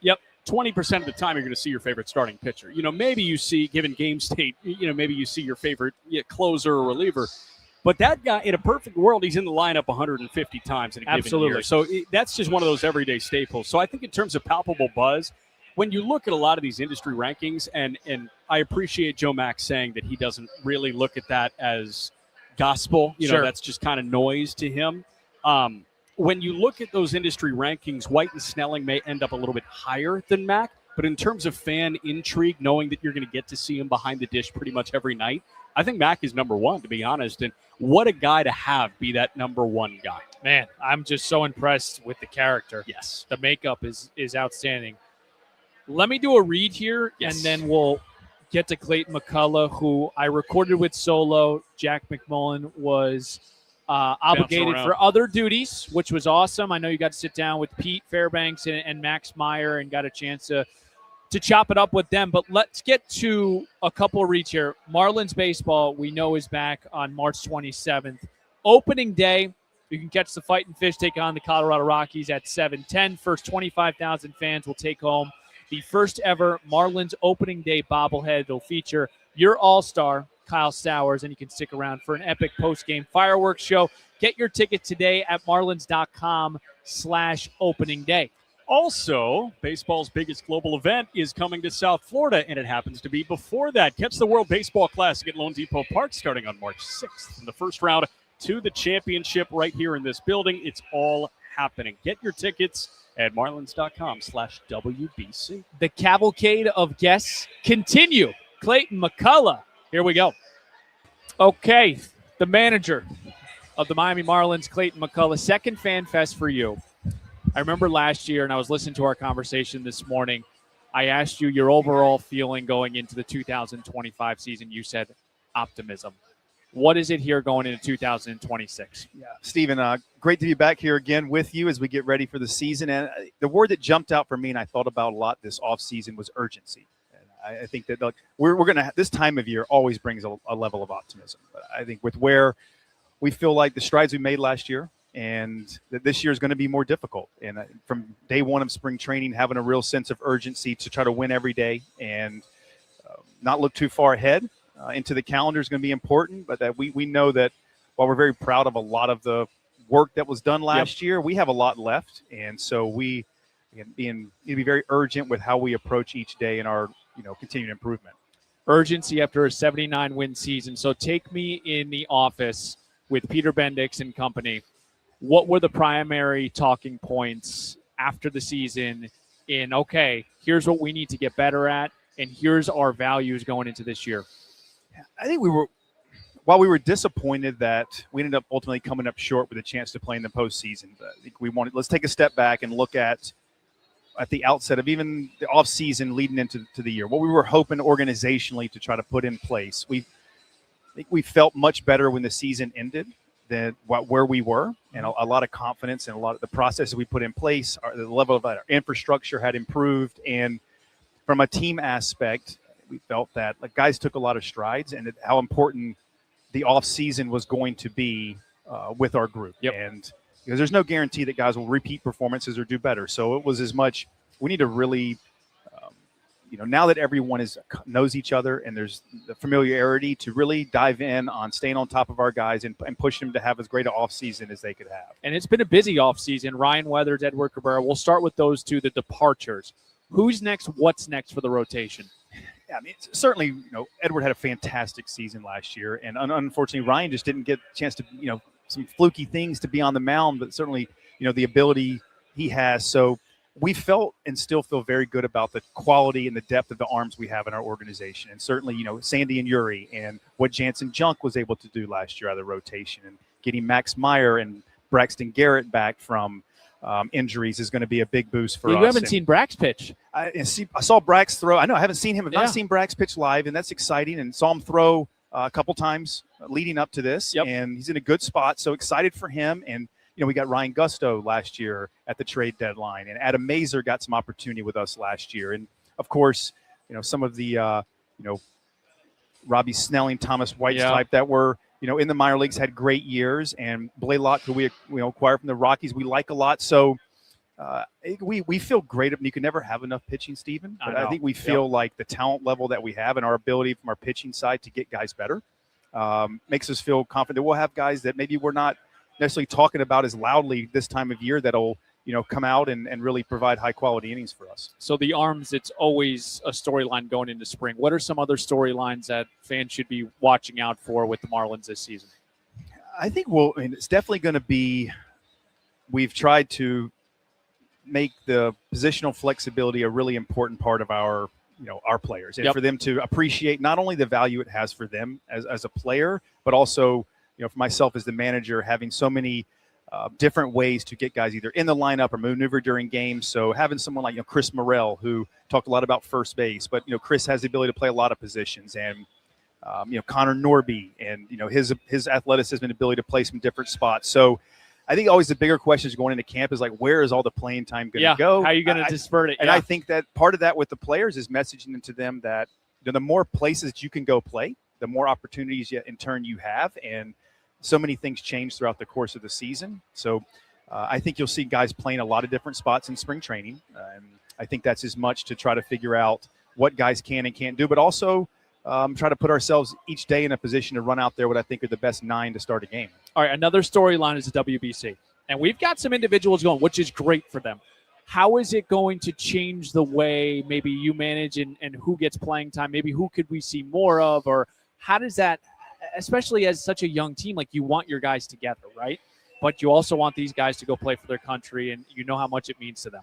Yeah, selfishly, you'd love to have them in camp the entire time, right? But also appreciating how big of an event this is globally for not only our sport and what that means for the individuals that are going to go play. So very excited for all the ones that are going to get a chance to go represent their countries and play in the WBC. And while they'll be gone in camp, all that does is, again, provide opportunity for some others to get some playing time. I think, someone like Max Acosta, who we saw a little bit last year, who we really like, exactly. With Otto being gone, Jared Cerna being gone. So there'll be middle infield, more reps there, an opportunity for him. Joe Mack, we have 3 catchers going to the WBC, so it'll give Joe a real nice opportunity to get some regular run behind the plate and continue to get familiarized with our staff and pitching staff and everyone. So while we won't have our full capacity of guys, again, I think trying to look at the positives of that is it will provide some opportunity for some players that maybe would have been a little bit more limited in the opportunity they would have gotten. Want to go back to the arms real quick because the offseason always offers the opportunity for some of these guys in the bullpen to be starters. We saw this a couple of years ago. You weren't here, but AJ Puck didn't work out. But are there anyone in that bullpen that you feel like can be converted, or maybe we'll see in lengthier situations? I think the big thing with the bullpen is we're going to ask as many guys as we can to be open and have the ability to pitch multiple innings. I think that's just a real critical piece of, guys' value to our team. Sure. As we saw last year with what Phillips could do. Yep. And we believe Phillips is someone who could get stretched out if needed. He has the weapons, and he certainly performed that way last year. Lake Bacher throwing multiple innings last year. So Cade Gibson did it. So I think for the most part, trying to have a nice balance within our pen of, some guys that are maybe more short burst, the Pete Fairbanks, the Fauchés, Benders, and then, trying to have as many options as we can that can take down multiple innings and go 1+ is a real benefit. How much are we going to miss Ronnie? That stunk. It does. I feel for Ronnie. Yeah. Here he is getting a real run last year in the major leagues, and he earned it. And he, almost, I don't know if he was close to setting the strikeout record for a reliever in franchise history. I mean, he dominated and performed at such a high level. So the news was unfortunate to hear, and you feel for Ronnie because, here he is getting some traction. You're getting, establish yourself at the major league level. But again, these things happen, and I think we feel so much better now with the quality of players that we have and our ability to get them better. And, we weren't talking about Ronnie in such a way last year in spring training. So I'm very confident that we'll have, some others that, become Ronnie this year and really kind of not come out of nowhere, but surprise some people with their ability to get major league hitters out. The manager of the Miami Marlins, Clayton McCulla, kind enough to give us some time here. So I also want to get into this because I think part of your job is to create some sort of belief every single year with your team, right? Every year we always say, can you pick up where you left off from 25 to 26? And I don't know that answer. Maybe you can, maybe you can't. But how do you recreate belief in this team that, for the most part, is pretty much the same from last year? Yeah, that's a great question, Stephen, because every year is different. Every team we're going to have, it's a new clubhouse this year. Right. And I think we'll still stick to me the core things that I hope every year that I'm here that will be important to us is that, it's a group that's going to be incredibly accountable to each other, and they're going to be relentless. We're going to play till, that day's game's over, and we'll reshuffle the deck and come out tomorrow and compete in the same manner and never make excuses for why things are going or they're not. And, those things culturally kind of being what we're about every year, and that we know now, I think our whole group has got a greater appreciation of what it takes to win a major league game and the level of detail that's required. And so I think this year it's going to be as much about that. Look, time is always slipping away, right? So each day is our chance as a team. We have to get better. So developing at the major league level as an individual and as a team, for me, that's not going to change, in year 2 from year 1 or year 5. So I hope that's just, we're going to get better every day, and we're going to compete and be relentless each night we play. So we saw a lot of great things from Augustin Ramirez offensively, Jacob Marcy. The list goes on, but we didn't see some guys, and I did want you to hit on maybe some players you're really excited for their 2026. First one that comes to mind for me, and I think a lot of fans, is Connor Norby. Who are some of the guys that you're looking forward to seeing and maybe breaking out here in 26? Norby's definitely one. This guy didn't luck into the type of success and performance he had as a minor league player. And last year was so choppy with a lot of the injuries and the timing of those. So there's still a very athletic, talented player in there. And believe that Norby is going to have a much different year than he had in 25. I think, for me, Yuri Perez. And I know Yuri is he's a phenomenally talented. And I think he's just scratching the surface. I know he is with what he's going to be. So just having him be able to take starts last year and get back and now have an off season, have a full spring training, a full year of major league starts. Put on some weight too. Oh, he looks great. He's very physical. You can tell, Yuri is very hungry, to take some steps forward. And he's only 22 years old. So Graham Pauley is another one that I think this guy is a really good baseball player. And he showed spurts offensively with the defensive capabilities that he has a chance to be very good. And Max Meyer is another one for me. I really, Max was off to such a great start and unfortunately just missed the time to be able to adjust back to how things were going. So excited to see Max come in healthy and be able to, get shot out of a cannon like he did last year. All right, back to you. First year to this year, what do you feel like you've obtained going into this year that you're a lot more comfortable with? I think probably just like the rhythm of what the day looks like. Yeah. I mean, you watch someone do it. Yep. It's different than doing it yourself. And so there'll be less unknowns this year with just what the day looks like and what those expectations are. And I tried to honestly look at myself during the season and after, like, okay, where I need to take steps as a leader of this team. And where were they? What were they? And I think really it's like it's cliche and boring is like communication, but I think like I can do a much better job. Like I can get out in front of things, better. I can certainly, handle conversations better. I can, and we're all hoping to be as honest and transparent as we can, but I know like I can do a better job. So I think some of just going through it in the first year and a lot of things being thrown at you and recognizing that I didn't handle all of them as well as I wish I would. Can't do anything about those. Sure. But hopefully use those experiences to help me be better this year. You know what conversation you're going to have? You're going to have the conversation about the challenge system.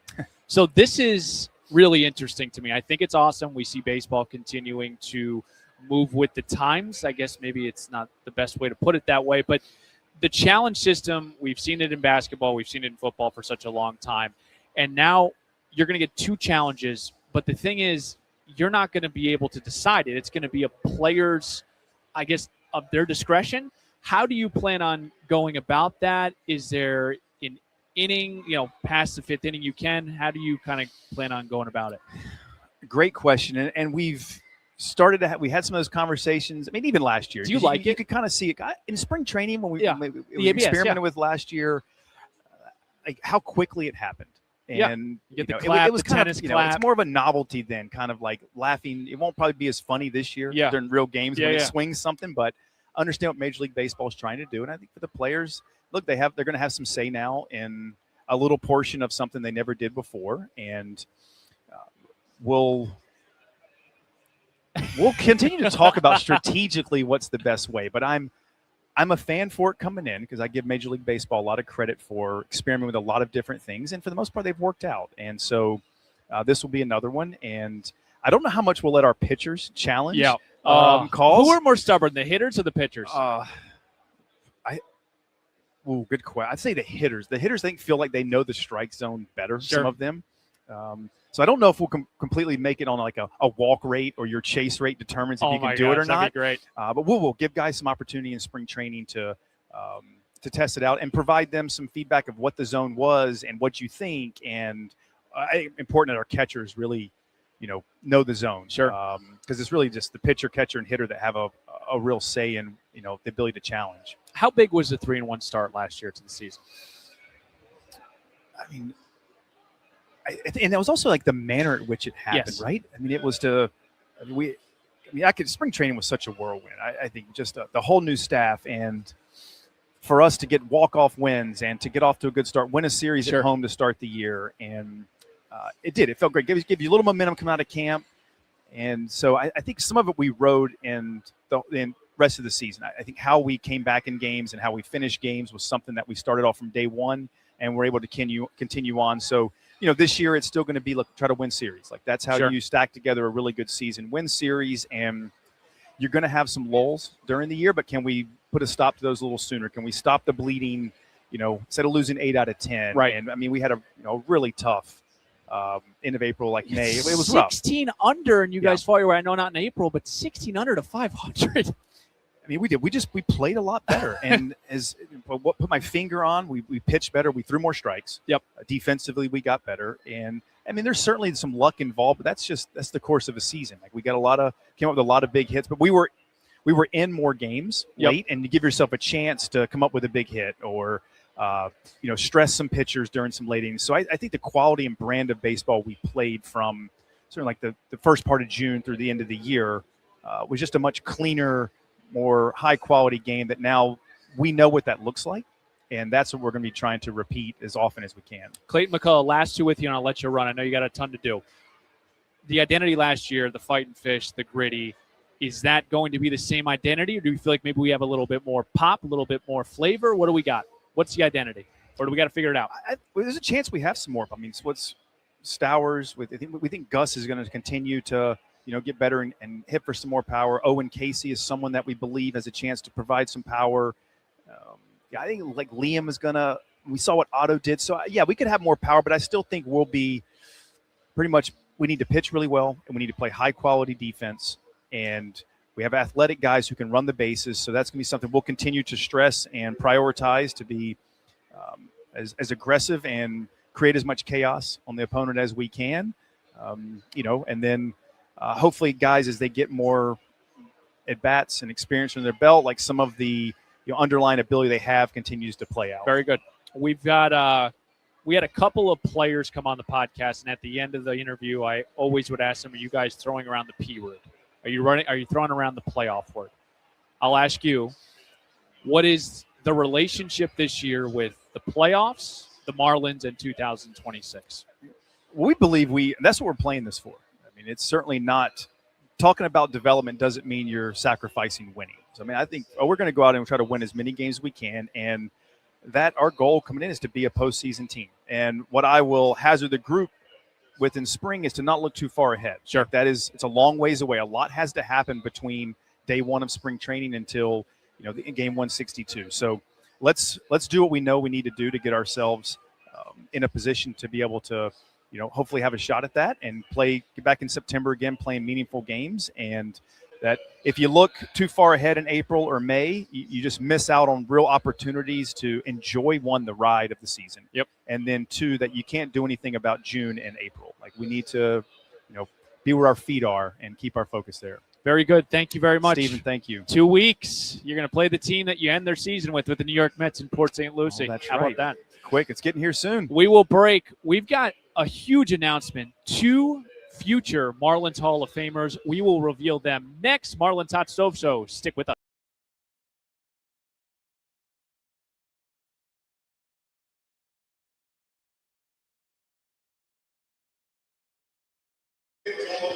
All right, Jack. Clayton McCulla, Xavier Edwards, Jansen Junk, Joe Mack. You know what that is? A deep and distinguished guest list. You thought I was going to go with the other word. A deep and distinguished cavalcade of guests. No doubt about it. All right. Awesome show today. It's always a pleasure to be able to get out and do these live remotes, Jack McMullen, to really feel, you smell the popcorn, Yes. You interact with the fans coming in for selfies, player interviews, coaches interviews, banter, toy shop material, discussions. This is what it's all about. And it all leads up to this awesome moment here tonight, and I would love for you to reveal that we're going to be adding 2 more Marlins Hall of Famers. Yeah. And we're going to have some inductions. Who are they? And let's discuss. They officially announced them about 5 minutes ago, and it's so cool because when we got here, I won't speak for you, but it seems like the year that everybody loves, regardless of who you talk to, is 03. Yep. 97 was really cool. In 97, you win, and Edgar Renteria and Jim Leland. But everybody thinks so fondly about 03.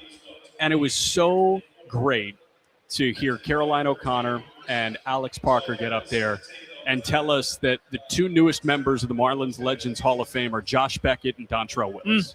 And those names give you goosebumps because you think about the best of Marlins baseball, and you think about Beckett, and you think about D-Train. And you think about cool. You think about cool, like those are names that had cachet. Those are names that everybody and their mother knew in 03. That, like the guts on Beckett on 3 days rest to clinch a World Series with a complete game shutout. D-Train winning Rookie of the Year. D-Train getting Cy Young votes as a rookie, being an all-star as a rookie. And I'll just run through some accolades here. I'll start with Dontrelle Willis, all-star National League Rookie of the Year in 03. As a 21-year-old, it was integral in the Marlins World Series championship. This guy won 22 games and threw 5 complete game shutouts in 05. He finished second in National League Cy Young voting to Chris Carpenter in St. Louis. 5 seasons with the Marlins for Dontrelle Willis, 162 starts, 68 wins, and over 1,000 innings at a sub-4 ERA. He is second in franchise history in wins, and he's one of 3 with 1,000 innings pitched in a Marlins uniform. The other 2, Ricky Nolasco and our current guy, Sandy Alcantara. Josh Beckett, it was a more, I think, fanfare-laden story for Beckett. He was the 2nd overall pick by the Marlins in 1999 out of high school in Texas.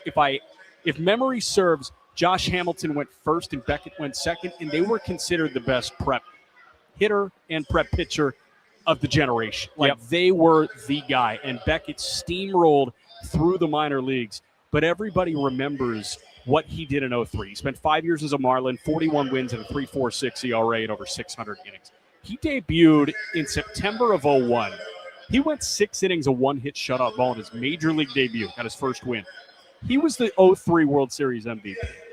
And on just 3 days rest after a Game 3 start, Jack McKeon set Josh Beckett to the mound at Yankee Stadium, and he fired a complete game shutout in Game 6 to clinch the World Series in the Bronx. It's what you make movies out of. Yeah, over the New York Yankees. So Dontrelle Willis and Josh Beckett, your 2 newest members of the Marlins Legends Hall of Fame. Beckett, 23 at that time, Jack, during that 2003 postseason. 4-0, a 1.56 ERA. You had mentioned Dontrelle Willis, Rookie of the Year. And I think when fans think about that 2003 team, I stand by what I said. It's like cool, swag, different, young.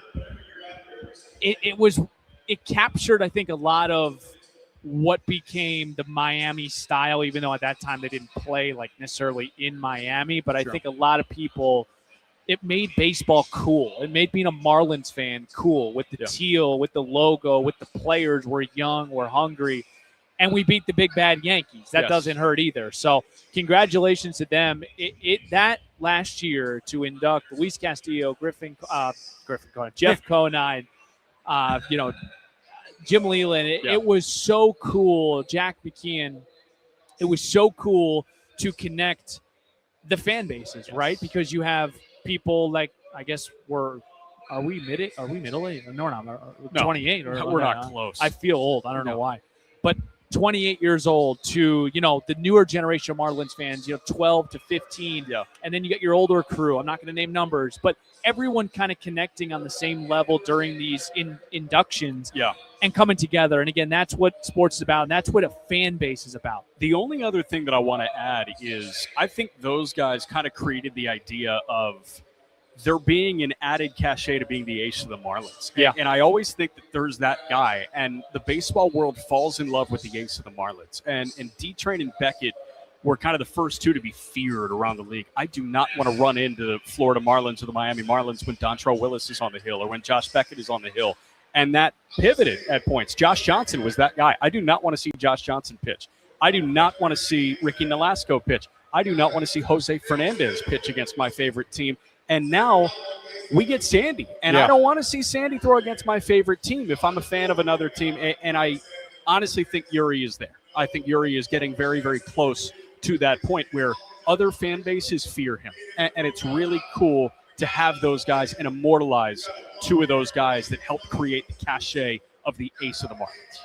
Perfectly said, Jack McMullen. Thanks again for everyone that has tuned in here on X, on YouTube. We appreciate everyone, and we did mention them in the middle of the show, but we'll mention them again.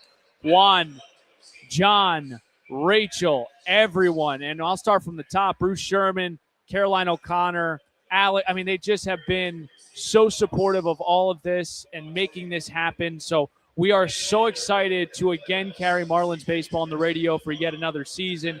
Jack's season number 2, my season number 4. You guys are all the best. We will talk to you 2 weeks from today. Wow. 2 weeks from today. We will be live from Port St. Lucie, ready to give you Marlins baseball for 2026. We thank our guests again, Clayton McCulla, Xavier Edwards, Jansen Junk, and Joe Mack. We will also flip this into a podcast. Jack McMullen, any final thoughts before we sign off here on this Saturday afternoon? What a lovely evening of FanFest here, and just a beautiful activation on every single front, and the outfield is still lined with fans. First FanFest felt good. It felt good, and I can't wait to do it again next year. And we got our photo with our arms around each other. Yes. So we will officially have a good promo photo. As soon as we get Vin Love's text with the photo, we will post it. Thanks, everyone, for listening. We will talk to you in 2 weeks live from Port St. Lucie for spring training 2026.